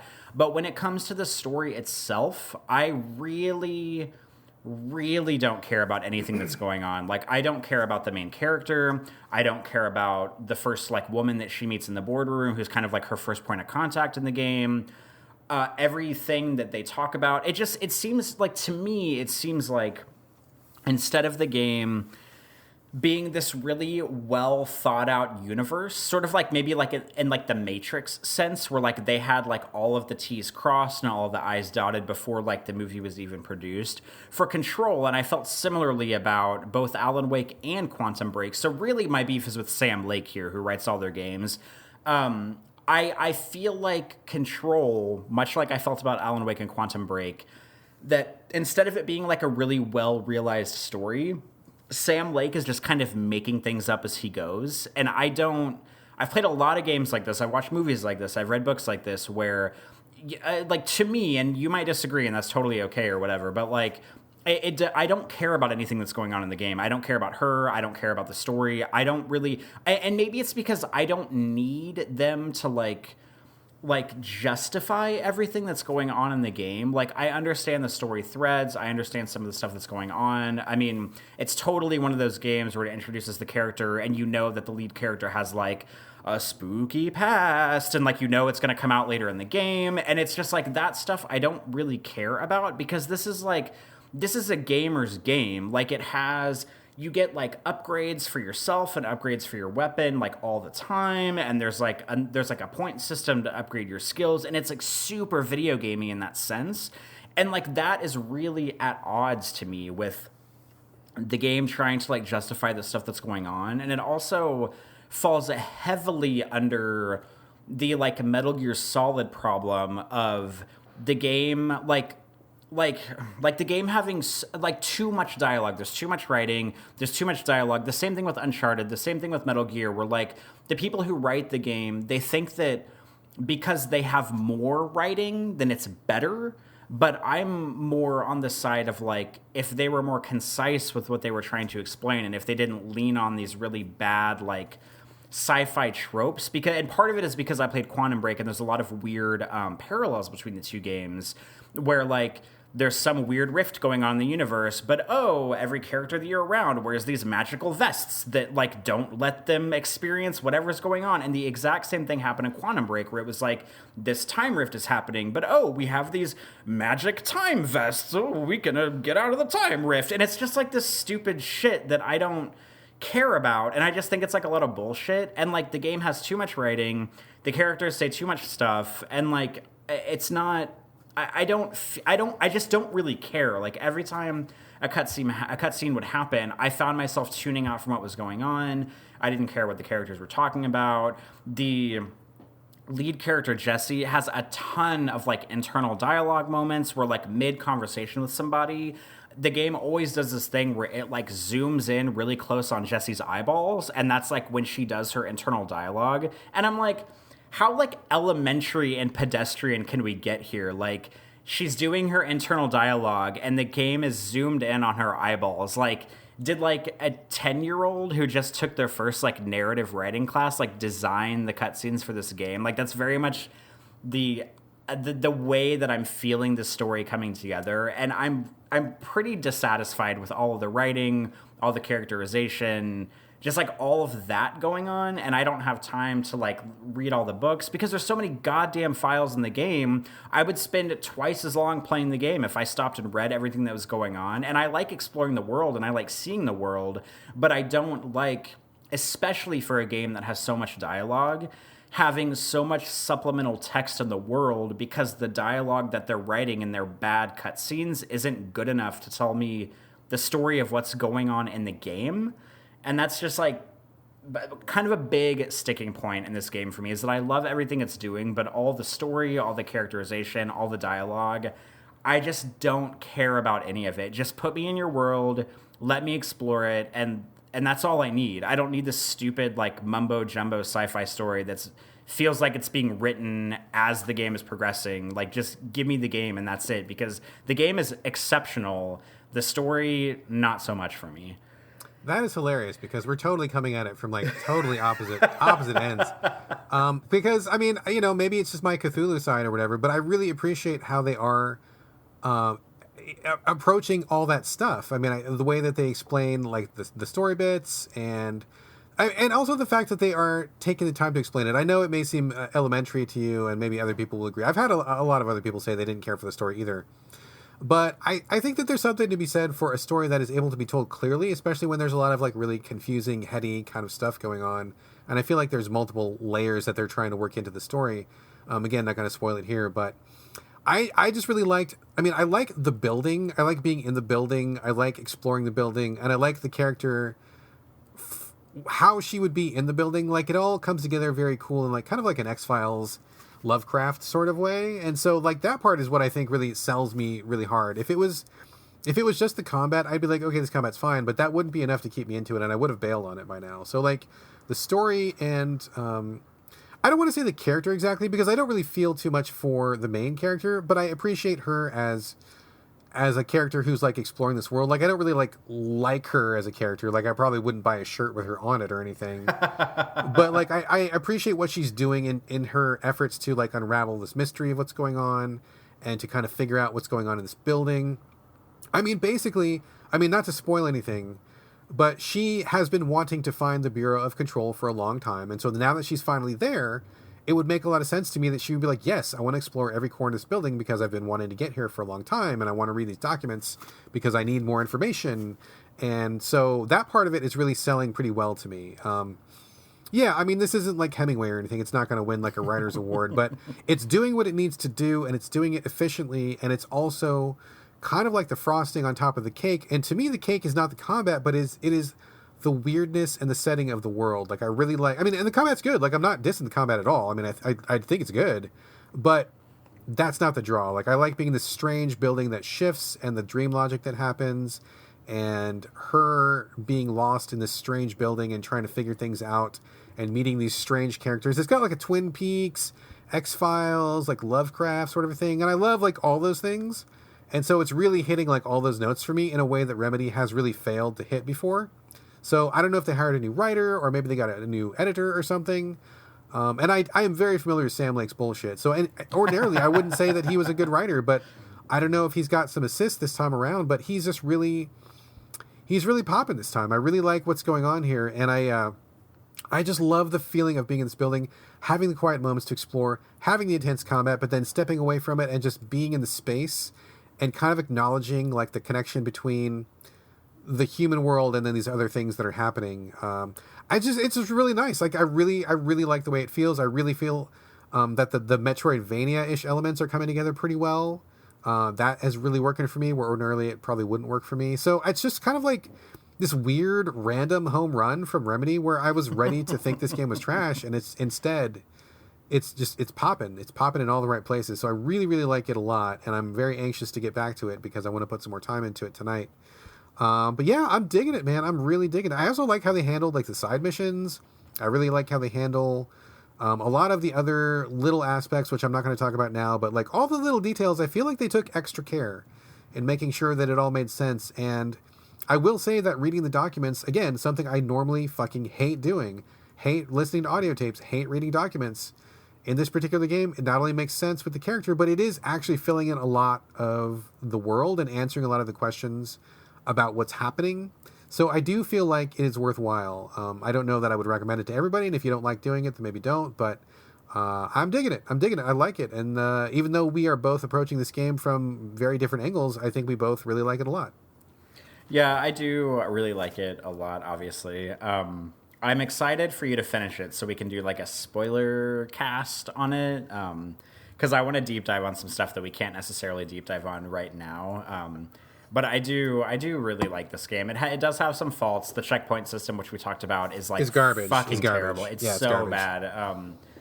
But and like the story for me is not really doing it, but just like the gameplay, the setting, this like weird fantastical building that you're in is really wonderful. Another like small detail that I literally have heard nobody mention, and I tweeted about it the other day, and I thought that like maybe like it would get some attention, and it got absolutely zero attention, is the person who did the score for this game, all the music, is Martin Stig Anderson, who did the music for Inside, Playdead's last game, and for Limbo.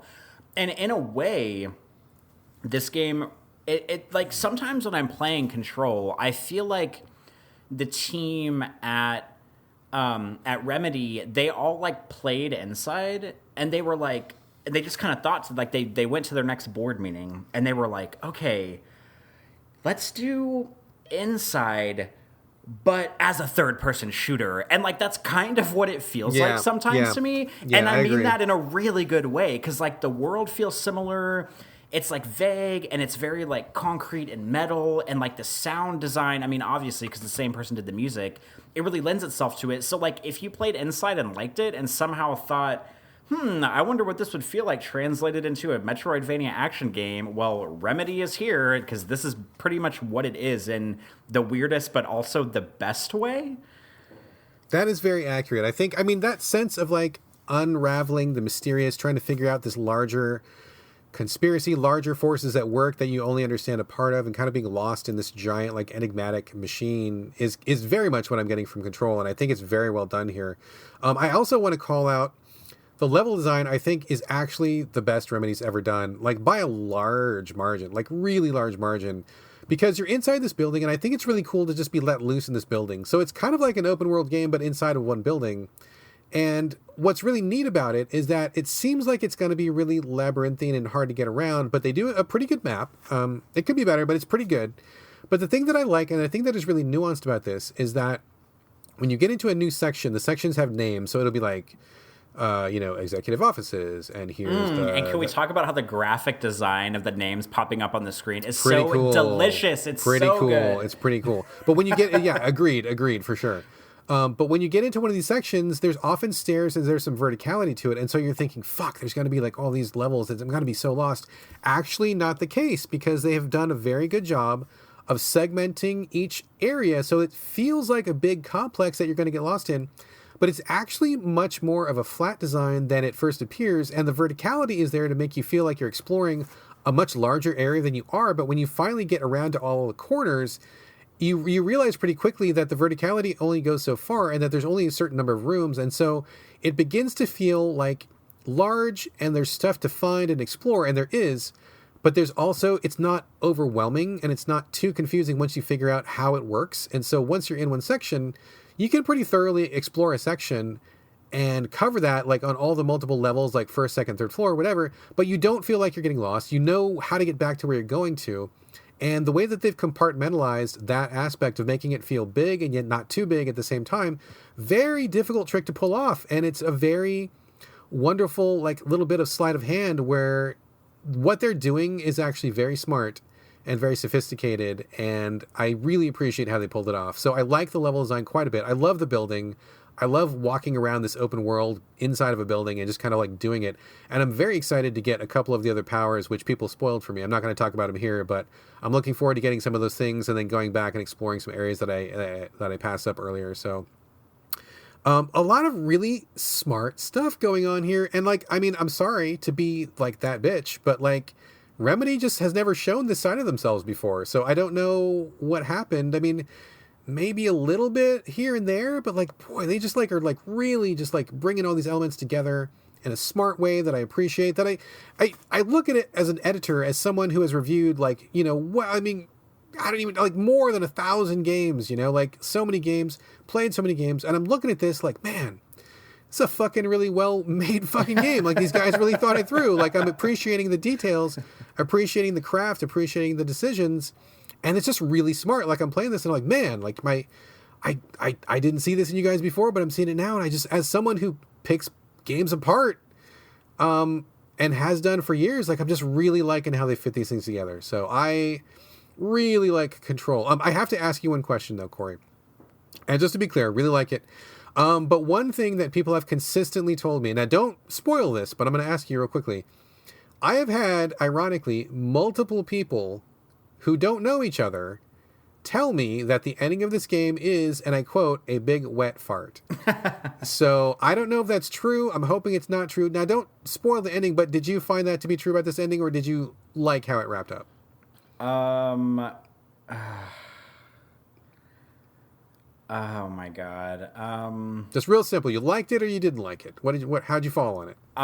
Did not like it. Did not like it. Okay, No. So another check mark for the big wet fart column, apparently. I find it weird that people keep using that phrase to describe it. I would never use that phrase to describe it. I wouldn't either. I find that phrase to be really repulsive, but I thought it was interesting that seemed to be the common denominator between everybody. So, okay, let's leave it there. Let's not talk about it. I'm sure we will do a deep dive. There's going to be a lot to talk about once we have a spoiler warning up and can talk about the powers and can talk about the storyline, et cetera, et cetera. But so far, I'm feeling like this game is a big win. How are you feeling on it?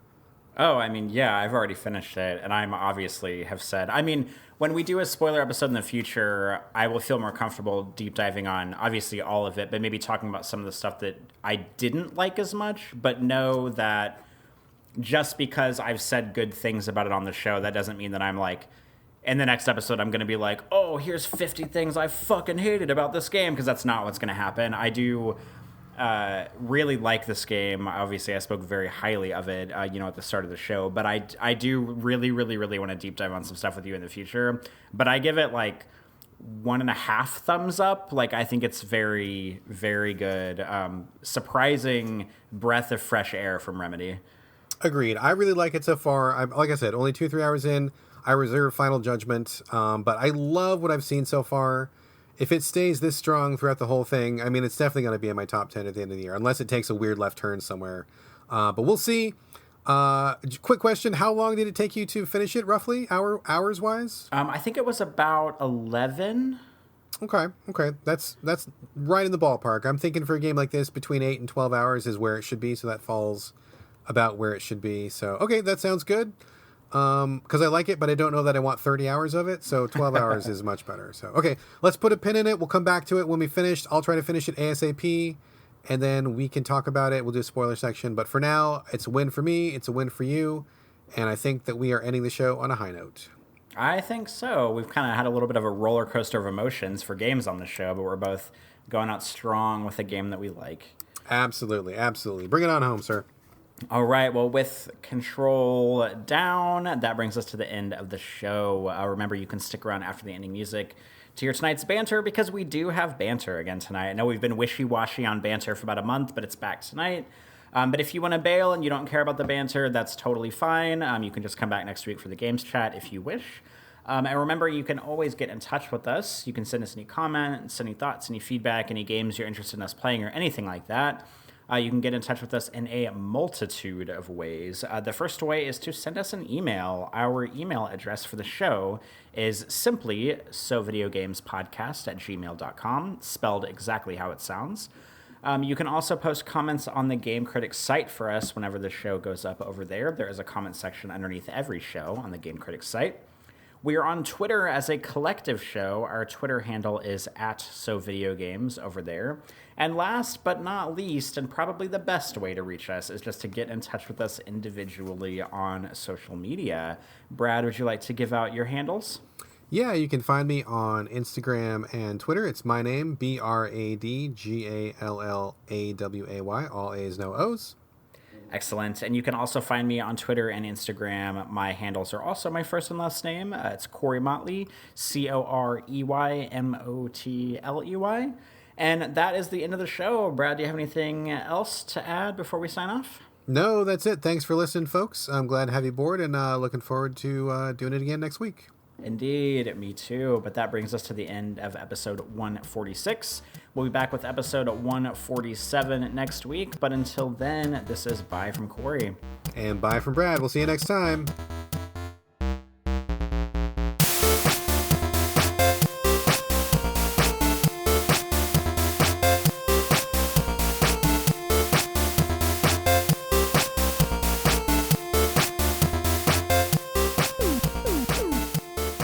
Anyway, God, man, today, this week, this day, these last couple days, it's been kind of crazy. How was your gay parade?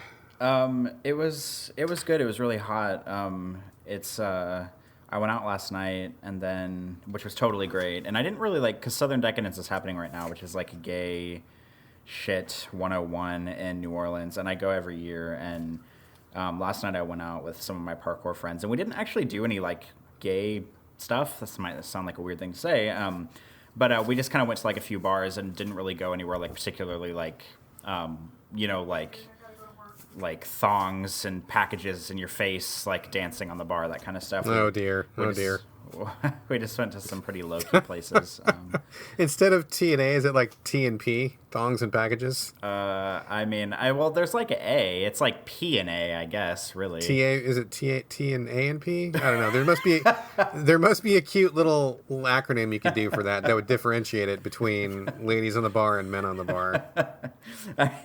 Perhaps. But, yeah, we didn't really do anything super exciting. We just kind of went to a few bars and that was it. But it was still a good time. And then today I went to a parade and with Patrick, and it was pretty good. I mean, it was just your kind of typical New Orleans parade, although a lot more skin showing, perhaps, even though it was the middle of the day. A lot of dudes in leather harnesses and underwear, with their asses out, and a lot of pup masks and stuff like that. But nothing super out of line, just pretty par for the course for gay stuff in New Orleans. But it was good, except for the part where it was so humid outside, you felt like you were just walking into a wall of fog, but sweaty fog, as soon as you walked out the door. And then it was hot and I was sweating, my back was sweaty and it was gross, but all was well. Sweaty fog. My son and I do this thing where we'll just make little words up. We'll make little portmanteaus throughout the day just for fun, because I want him to have the same kind of love of playing with language that I do. He's not an editor, of course. I don't think that he will fall in love with words the way that I have, which is totally fine. To each his own, and that's all good. But I do want him to have fun with it, and I want him to understand that language is malleable, and language is just what you make of it, regardless of what people try to tell you. And so throughout the day, we will often do these little mashups and just kind of make ourselves giggle and stuff. And so you were saying sweaty fog, and I'm oh, so you walked into a wall of sog. That would be kind of what we would do, something like that. Or we would flip it around and we would say, if it's fog sweat, would it be fet or would it be sog? I don't know which one it would be, but neither of those sound good. So yeah, well, it felt, sog might be better because it felt incredibly soggy out, but just wetness hanging in the air soggy. It was just I don't know, I felt I needed some oars just to walk through, to wade through all the thickness in the air. Yeah, so maybe sog does not sound good. Yeah, that sounds terrible. Sounds terrible. It's just, the nice thing for me though, at least, is that I grew up in humidity, because I grew up in the Midwest where it was really humid, and then I moved to the South where it was equally as humid. So it's not I went from living in Arizona dry heat to suddenly moving to the swampy South, because I feel I would have just never survived if that had been the case. Oh man, yeah. Speaking of which, we just got back from Los Angeles, and oh my god, it was just hellish down there. And it wasn't even hot for LA. It was just, Seattle is really mild, and it can be humid sometimes, but most of the time it's pretty comfortable, and it's just never, we don't have air conditioning in a lot of homes, so sometimes that can get to be a bit much, but if you go out, it's usually, quite fine. But went down to LA, and it was just like, oh, it's like really impressive. And like, it was, I don't know if it was really humid so much. It's just really fucking hot. And the kind of heat where like you step outside and you start sweating like the moment you step outside, and you know, you feel the heat when you walk into it. And I mean, my in-laws, God bless them, I think they're insane because they live in Palm Springs, and they drove up and we met them for lunch when we were in LA, and I was like, oh, you know, how hot was it down there? And they're like, oh, it was like, you know, 120. And I'm like, oh my God, what is wrong with you? I'm like, how do you even live down there? And he's like, oh, we just run from air conditioning to air conditioning and stay outside as little as possible. And I'm like, well, what do you live there for? Like, what do you could do that anywhere. You don't need to be in Palm Springs to do that. Like, I don't know why it's like nature's way of telling you to get the fuck out. Like, why are you still down there? I do not understand. So anyway, we're back in Seattle now. Very comfortable. It's much better. I mean, warm, but I'm not dying like I was in LA. So yeah, I want to hear about. I don't know if you're planning on talking about it on the show, but some of the stuff you were doing while you were in LA. Yeah, for sure. I mean, we went down there because, you know, I'm good friends with Broadway performer Joshua Castile, who is a very young deaf man. Met him doing some theater work here in Seattle. We just really hit it off. We have a real good relationship. Consider him to be part of my chosen family. And he was doing a show. He's got a one-man show. He has a two-man show, but the other man was not around, so he's doing a one-man show. And I don't know if I sent you a link, or I told you where to see that link. Did you ever, by chance, look up that link? I did not, because I am a terrible person. That's okay. We knew this, but that's fine. We'll roll ahead. So basically, so Josh gets up, and he, despite being deaf, he still has some usable hearing, and so he loves music. He's a very musical dude. And he loves Broadway, and so he often performs sign language interpretations of Broadway songs, which is really quite something to see. If you haven't seen it, look him up on YouTube. He's got a bunch of videos up on there, and he did I think he's most famous for his interpretation of one of the Hamilton songs. I think Lin-Manuel retweeted that one and kind of got him some spotlight on that. And he's done a few other things. He was also in a bunch of shows on Broadway. So he has this one-man show, and he needs an interpreter for that. So what happens is he gets up on stage, does singing, dancing, comedy, just roll, you know, it's a great time. But he needs an interpreter, and so that is me. And what I do is I sit in the front row with a microphone, and then when he does his bits, like between songs, he'll do some banter, and he'll do some jokes and whatever. And so I will watch him do the sign language, and then I will voice what he's saying. And so that's my role in the show. We are a great fit. I think we have a good time. I think it's a really fun and entertaining thing to do. And I went down there, and it was a really, really great show. He killed it. I mostly killed it. I made one mistake, which I was really beating myself up about. But other than that, it was flawless. So I was really proud, except for my one colossal error, and then it was fine otherwise. But really great show, really fun. Gina's parents came. They loved it. The crowd loved it. We had a lot of local LA people loved it. There was a couple famous LA people came, and they loved it. And yeah, it was just really, really good time. So we went down to LA for that. We were gonna eat a bunch of Mexican food. We didn't quite manage that, but we did pig out on Korean barbecue. And then we went to this Chinese place, which makes a kind of chicken that I've never had anywhere else before. It's, you go to a Chinese place and you can usually get the same sort of stuff no matter where you go. It's all kind of similar in terms of what they offer to American audiences. But this place does this kind of really special chicken, which is fried a certain way, and it just has this strange mouthfeel, and the flavor of it's really, really good. So went to that place, and it was good. It was just a really fun time. I love doing the show with Josh. It's really fun, and we had good response. So I think there are a couple of videos up on YouTube or on Instagram of that show. And yeah, it was just really, really enjoyable and fun. Cool. I'm glad to hear that. Is this... Did you say that this is the same weekend that you were originally planning to come to Florida, or was that next weekend? So yeah, it is. So that's kind of what's been on my mind lately, because we got back from LA and he had booked himself for a number of gigs around the country, and the very next set of gigs were in Florida. It's actually literally this week. And so, of course, what else is going on this week? That fucking hurricane. There's a hurricane, yep. Yeah, so we've been going back and forth about what's going on. Do we go? Do we not go? What is the hurricane going to miss Florida? Is it going to hit Florida? Or if it misses Florida, are people even still going to come? Or what's going to happen? So we're still up in the air. I think my vote is to not go, but I don't know quite what we've decided on, but we had like 3 gigs lined up, and that was going to be fun. We were going to do some other stuff while we were down there, kind of make it like a working vacation. But I think I feel like it's just kind of not going to happen. So we'll see how that goes, because I think flying into Hurricane Zone, especially like a Category 5, is kind of suicidal, so I don't really feel like doing that. But we got some more gigs lined up. He'll be doing Portland, he'll be doing Seattle, he'll be doing a couple other ones. But yeah, we'll be doing some of those. It's good times. It's really good times. I don't want to be a performer. I don't want to be on stage. But I like being behind the scenes, and I like doing that kind of stuff, so it's a pretty good fit for me, and I think we make a good team.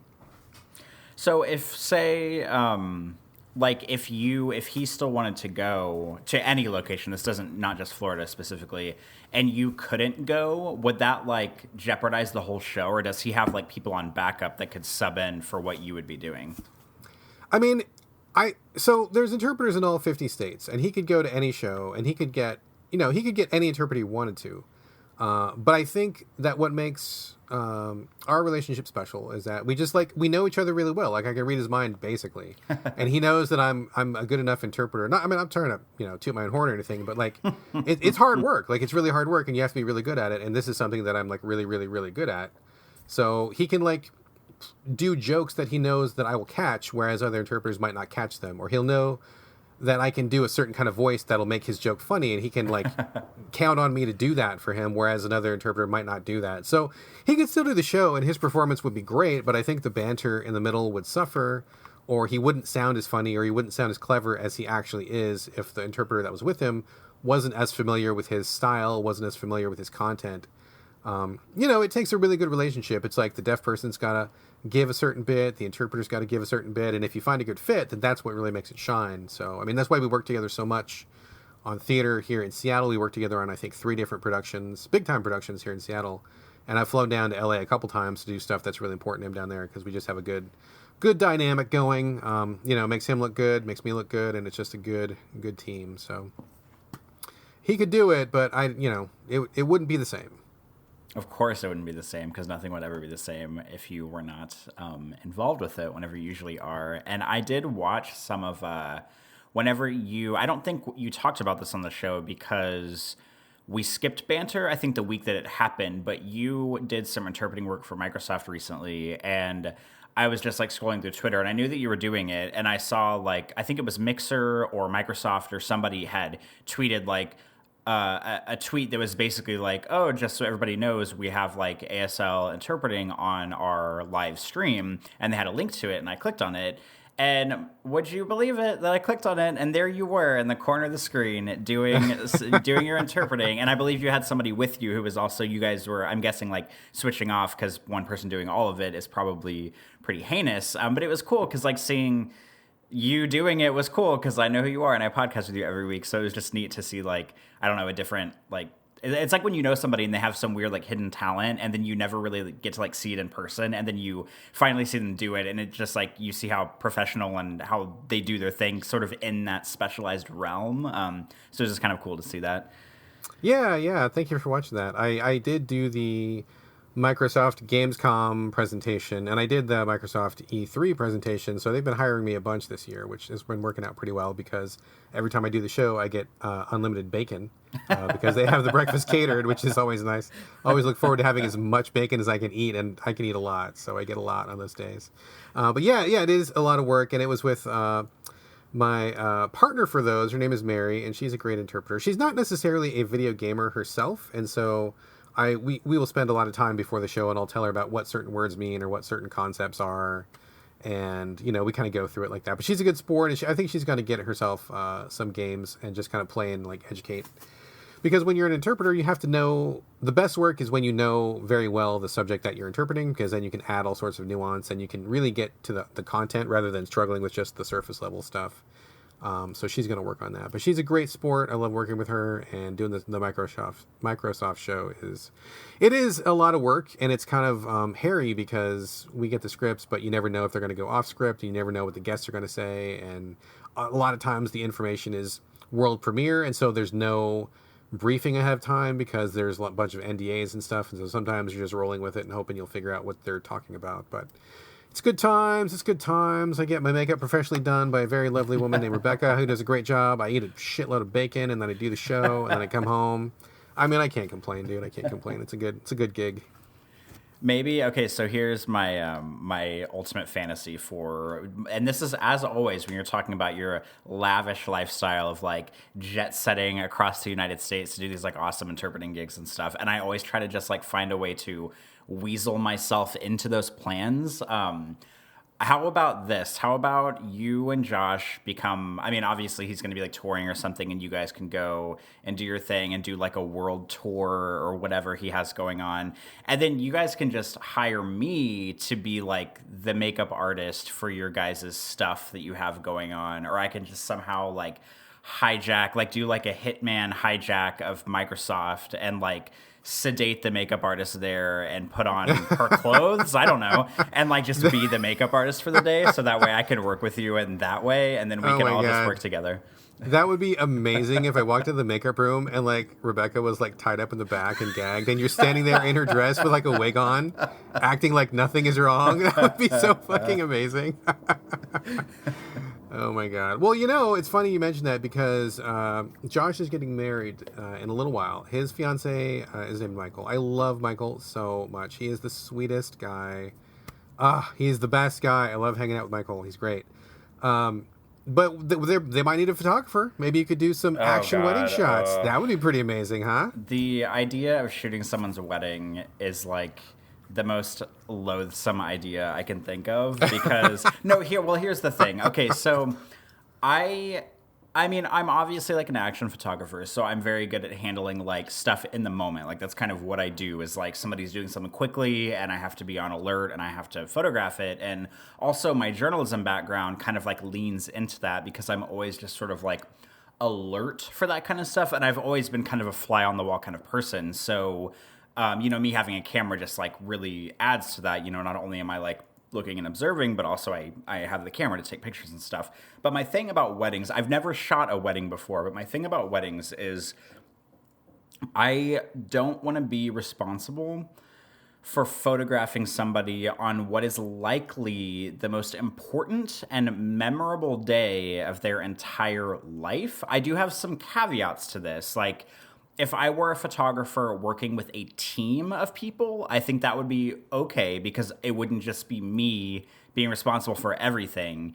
And also, I think I would be really good at doing like posed portraits of like the two, the bride and groom, or the bride and bride, or the groom and groom, or what have you, or like the wedding party together. Like, I think I would be all right at doing like, posed portraiture like that, and doing kind of like silly, like everybody's jumping in the air, and like doing that kind of stuff. But the idea of photographing like the actual like wedding itself, and someone coming down the aisle, and the whole situation of everybody at the altar or wherever they're deciding to get married, like just knowing that they do it one time and that's it, and I only have that one chance to get every shot. It's just that whole idea. There's like nothing scarier in my life. Like, okay, I can go, like, what's scarier to you? Do you want to go skydiving, or do you want to photograph a wedding? And I'd be like, all right, let's go skydiving right now, because like the last thing I want to do is photograph a wedding. So that whole, like, and I know I'd get over it, and I'm sure I would do like fine enough if I had to do it. Like if somebody like held a gun to my head and they were like, hey, you were photographing my wedding. But I just, the idea of photographing like the most important day of someone's life is incredibly scary to me, and I don't know that I would ever want to do that. What if they were doing parkour during the wedding? I mean, if they did, I don't know if they would do it during the wedding. Like if they set up some vaults down the aisle, maybe, perhaps, but like I think I would be good at doing like the portraiture, like not of the wedding itself, but of just like if the wedding party wanted to do parkour related stuff for like a portrait session, like outside of the whole like what's the word I'm looking for here, like the actual event that's happening, like outside of that, I think I would be really good at that. But not just like the idea of doing, because like a wedding, it's so ephemeral. Like it's one time and that's it, and that's whatever. But if I'm posing people for photos, it's different, because we can take like as much time as we want, and I can make sure that I get it right. But the actual wedding like service itself, that makes me scared. All right, so noted, so noted. We will find some opportunity to work together in the future. I'm sure it won't be the wedding photos. Maybe it'll be something else. Who knows? Who knows? Who knows? So anyway, that's what's going on my side. I got some random bullshit to talk about. But what else? What else you been doing?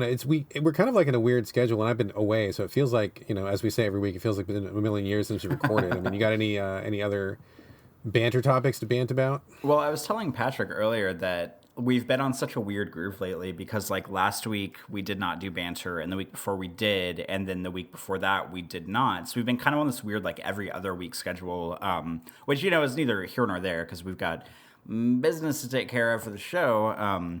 But I was telling Patrick, I was like, I have a hard time remembering, like, what I have and haven't talked about for banter on the show because we don't really like schedule the banter. We just like bring whatever we've been doing to the show, and I'm always afraid I'm going to like talk about something like that I either had just talked about, or I'm going to forget something and like not talk about it, or I don't know. So I mean, I haven't been doing. I mean, I know I've been doing stuff lately. I feel like I say this every single week where I'm like, oh, I haven't been doing anything, but this week has been a wild week for me because it was the start of school. I work for university here, and school started on Monday, and this week was, oh my God. It was like fine, but there's like some stuff that happened that I can't even like talk about on the show. So that's like some other business. And also and I'll talk about this on the show, or I guess if you're listening to this right now, it will be in the time loop, so you'll have already heard about it, but I got Control on Monday to review.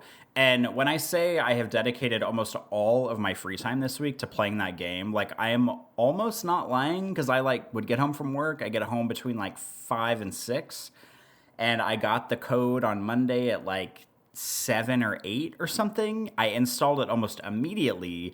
I made dinner. I played it for like 4 to 5 hours on Monday night. Tuesday, I got home from work. I played it for like 3 hours on Tuesday night. Wednesday, I got home and I was like really tired, so I took a little nap after work and I played it for like about an hour after work and then went to bed.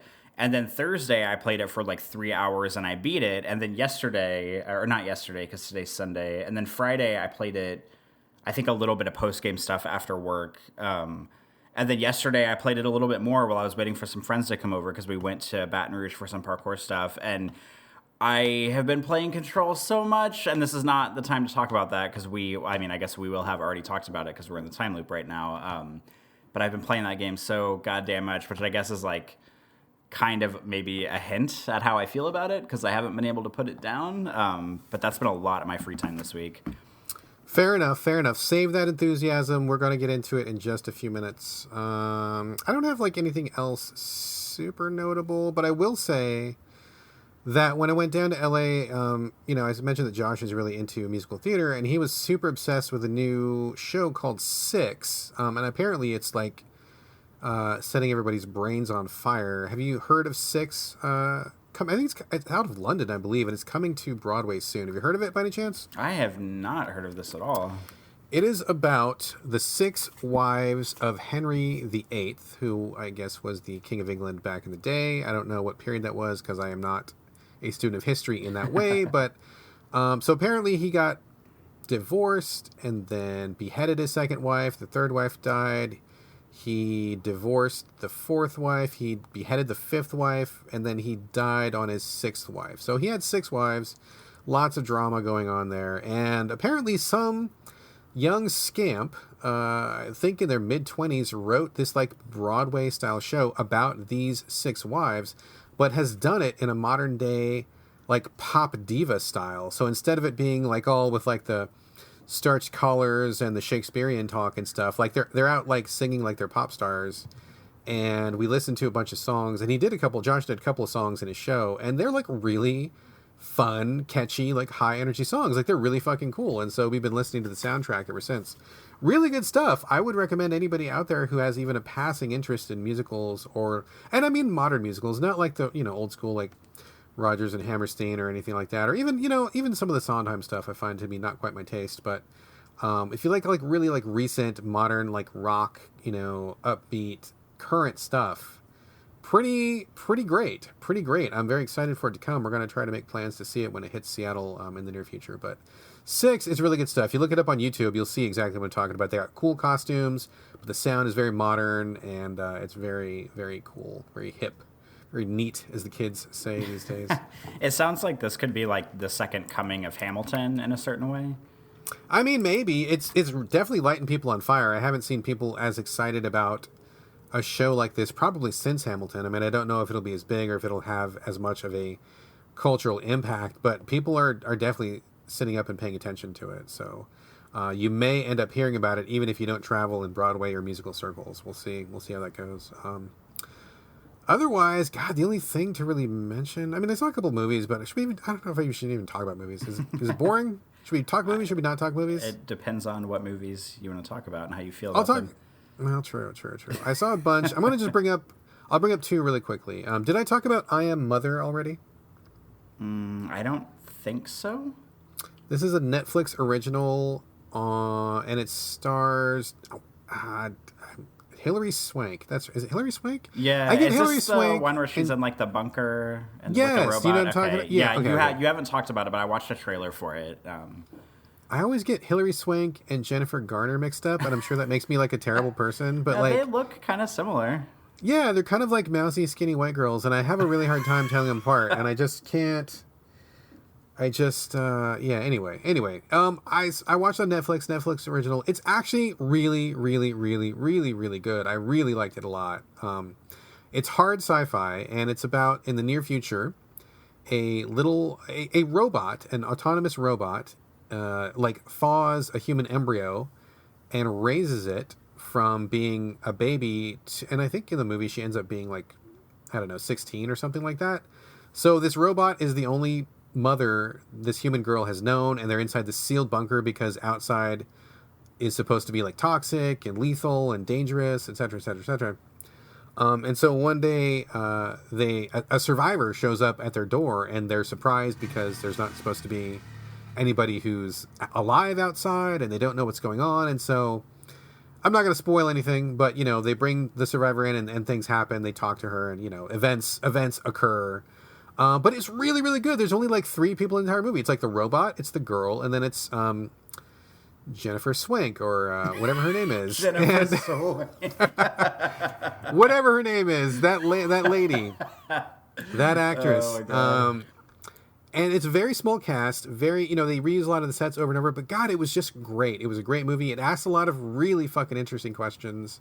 The answers were really interesting, and they all did a great job. And the robot was actually fucking awesome. It looked really good, very convincing, very cool. If you like some of the hard edge sci-fi, I totally recommend it. It kind of came and went. I didn't hear a lot of people talking about it, but boy, that was definitely one that I think people should catch. And don't dismiss it just because it's a Netflix original. They really did a standout job. I loved the hell out of that one.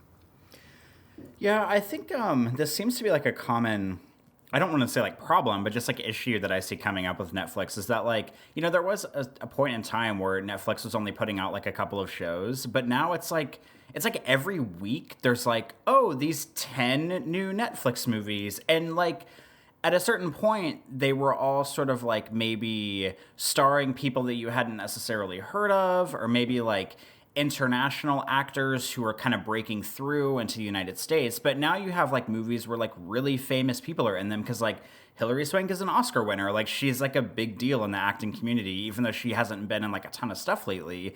And so they're getting these movies that are being produced by award-winning directors and award-winning producers and award-winning actors, and then they just come out on Netflix. And because they don't have, I don't know if it's because they don't have theatrical releases, but they just come out, and then you don't really hear, and they could be really great, but you just don't really hear anybody talking about them because they just quietly launch on Netflix, and then it's on to the next big movie that's coming out tomorrow on Netflix, and then the next big one that's coming out the next day on Netflix. And it's just I feel they don't give the quality stuff that they're putting out really time to breathe, or as much maybe exposure as they need to be. And I feel just the stuff that they're producing, it's just a little too rapid, and maybe they need to cool off just a tiny bit, maybe.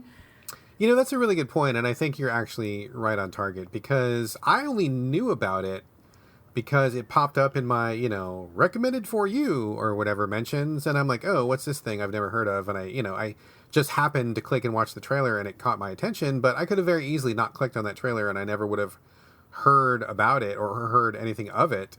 But you're right. I mean, I think that this movie could have easily been released in a theater. I think it would have done just fine. And it's just really fucking interesting and cool. Like, if you like sci-fi, this is something that you must watch this year. It's a really, really notable sci-fi movie.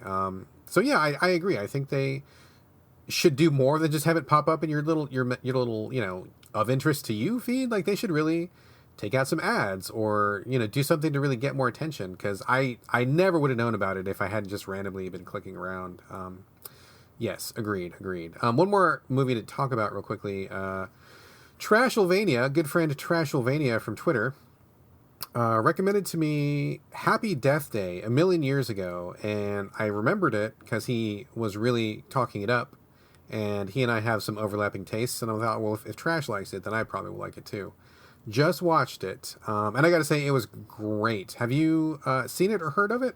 I've heard of it. This was, correct me if I'm wrong, this is like a cheesy horror slasher that was better than it had any right to be.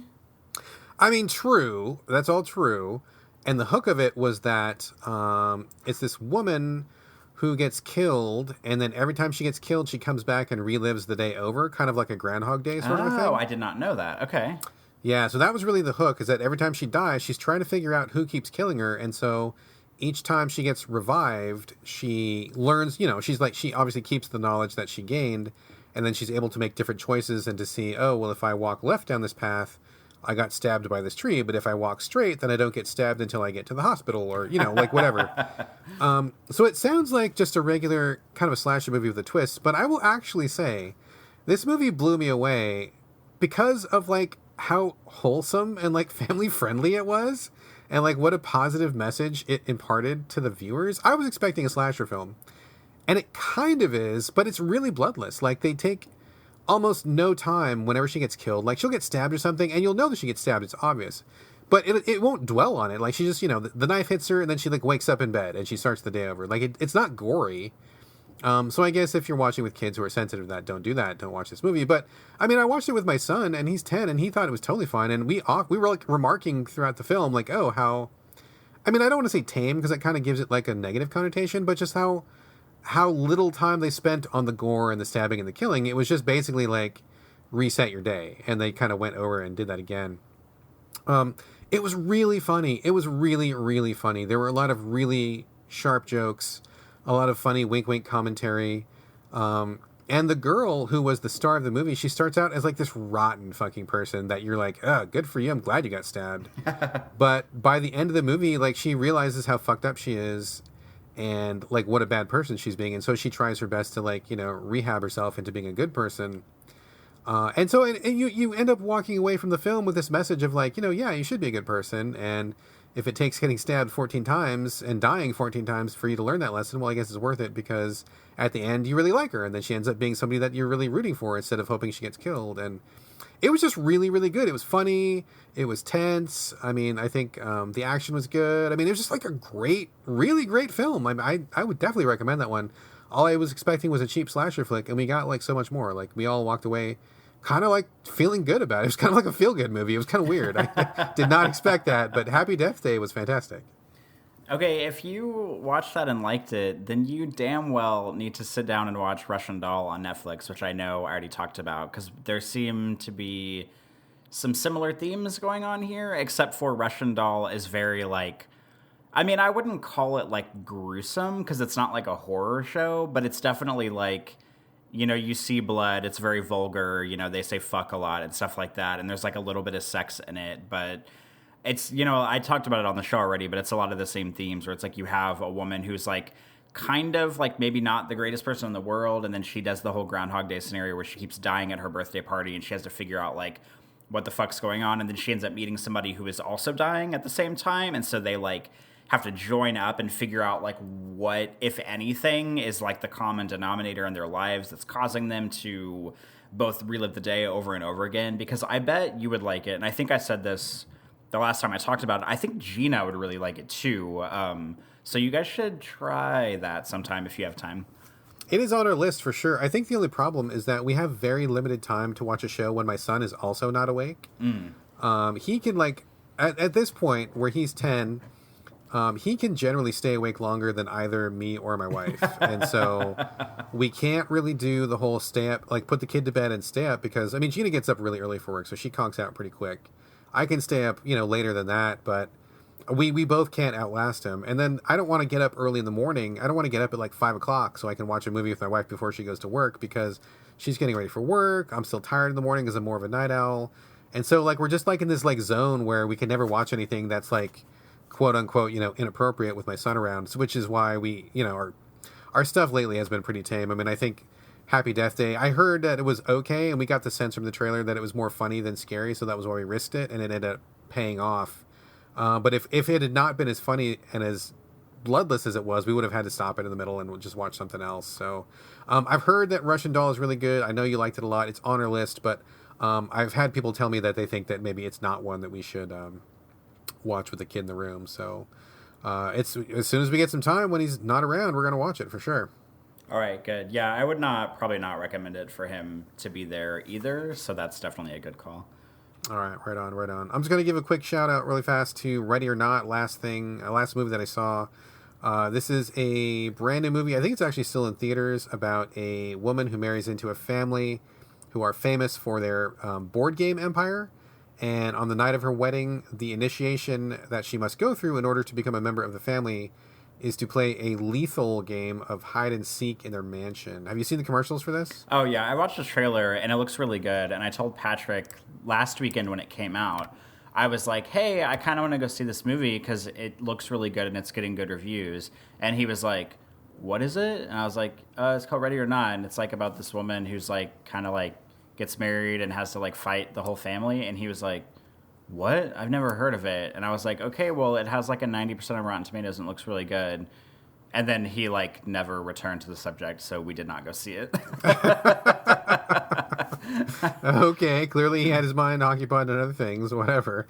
Yeah, we went to go see it last weekend. It was okay. I mean, I'm not going to say it was great. It wasn't bad. I mean, I enjoyed it. But the trailer is great. It's got a very good trailer, which is what sold us on it. And seeing this lady in a wedding dress, like running through rooms and hiding and like, people getting shot and killed. And it seemed like another kind of like horror comedy sort of a thing. And it was, but I got to say that I know a lot of people are really applauding it and it's getting a lot of really good reviews. And I think that's, that I can understand it. But for me personally, I felt like the movie couldn't decide whether it wanted to lean into the funny or lean into the scary. And it kind of ended up, for me anyway, being in kind of a weird middle ground where every time I started to laugh, like something would happen where they clearly wanted you to be like holding your breath or scared. And then once you started leaning into the fear, they would make a joke that would kind of jolt you out of it. And I know that sometimes really good horror comedies can do that, but it just didn't quite hit the right notes for me. So we enjoyed it. I liked it. Good performances, but it just never was funny enough and it was never scary enough. And it kind of just kind of lukewarmed its way to the end. I mean, I don't mean to sound bad because I liked it, but I probably would never watch it again. And I'm not sure that I would recommend it to anybody. Like I feel like the trailer was better than the movie, if that makes any sense. It does make sense. I totally get what you're saying. They just couldn't quite decide which way they wanted to go. I see. I'm in that window right now where like and I think I've said this on the show before, where like more often than not, if I don't see a movie while it's in theaters, I know I will just never watch it. And it's probably not going to be in theaters for more than like another week or maybe 2 if we're lucky. So I have a hard decision on my hands of, do I want to go see it or never watch it again for the rest of my life? Right. And, and of course, life is not necessarily that black and white. You can always rent it later or something. But I'll throw this into the mix for you. The wife and I recently joined the Regal Unlimited thing. Untamed. Untamed. Maybe it's Regal Untamed. Maybe it's Regal Unmaxed. It's something where we live really close to Regal Theater, and if it's like a Movie Pass thing where you pay, I think it's $23 a month, and you can go to as many movies as you want, as often as you want. And so we've been going to. So for us, with the prices around here, if we go to 2 movies a month, then it pays for itself, and anything past that is gravy. And we have been going to like 2 movies a month lately. So I'm like, well, fuck, why don't we just join it? Because we're paying the cash anyway. Why don't we? Because we're just paying money. Otherwise, we could just have this membership and go see it for free. So we did. So maybe, I don't know how many movies you go to, but you go to movies. You go to movies like I do. Maybe that would be something of interest to you. If you go to at least 2 movies a month, I mean, depending on the prices in your area, maybe it's worth it for you. It might be. I would also have to look and see if we have any Regal theaters around here, because I don't know if we do. I mean, there's got to be one somewhere. But also, this is the kind of thing where, like, even if I didn't go to the movies a lot, that might be something that would, like, gear me into going to the movies a lot. And also, I'm someone who is not afraid to go see movies by myself. Like, I know a lot of people, they don't like to go out to a restaurant by themselves. They don't like to go see movies by themselves. And I'm like, whatever, fuck people, because I will do everything by myself. So I like seeing movies by myself. I just don't do it super often. So that could be an option if I got some kind of movie pass as well. Yeah, I've gone to movies myself in the past. I've many times. So I'm not averse to that either. And it was definitely changing my attitude, because I was looking at like what was out this week, and I'm like, well, I wouldn't normally go to see these, but since it's free, I mean, quote unquote free, since I already paid for the month, I'm like, oh, well, yeah, maybe I would go see like these other 2 movies that I normally wouldn't pay full price for, but if I can get in for no extra cash, then maybe I will go see those movies. So it definitely is going to get me to the theater more often, I think. And of course, I mean, the hook is like they want you to buy popcorn and soda more often, because that's where they make their money. I do not buy any snacks when I go to the movie theater, so they're not going to make any money off me. But since they're offering this deal, and since I go see that many movies anyway, I mean, why not, right? Yeah, those suckers trying to get you with the soda that's like 10 ounces. That's like $400. Yeah, I don't get food at the theater either when I go.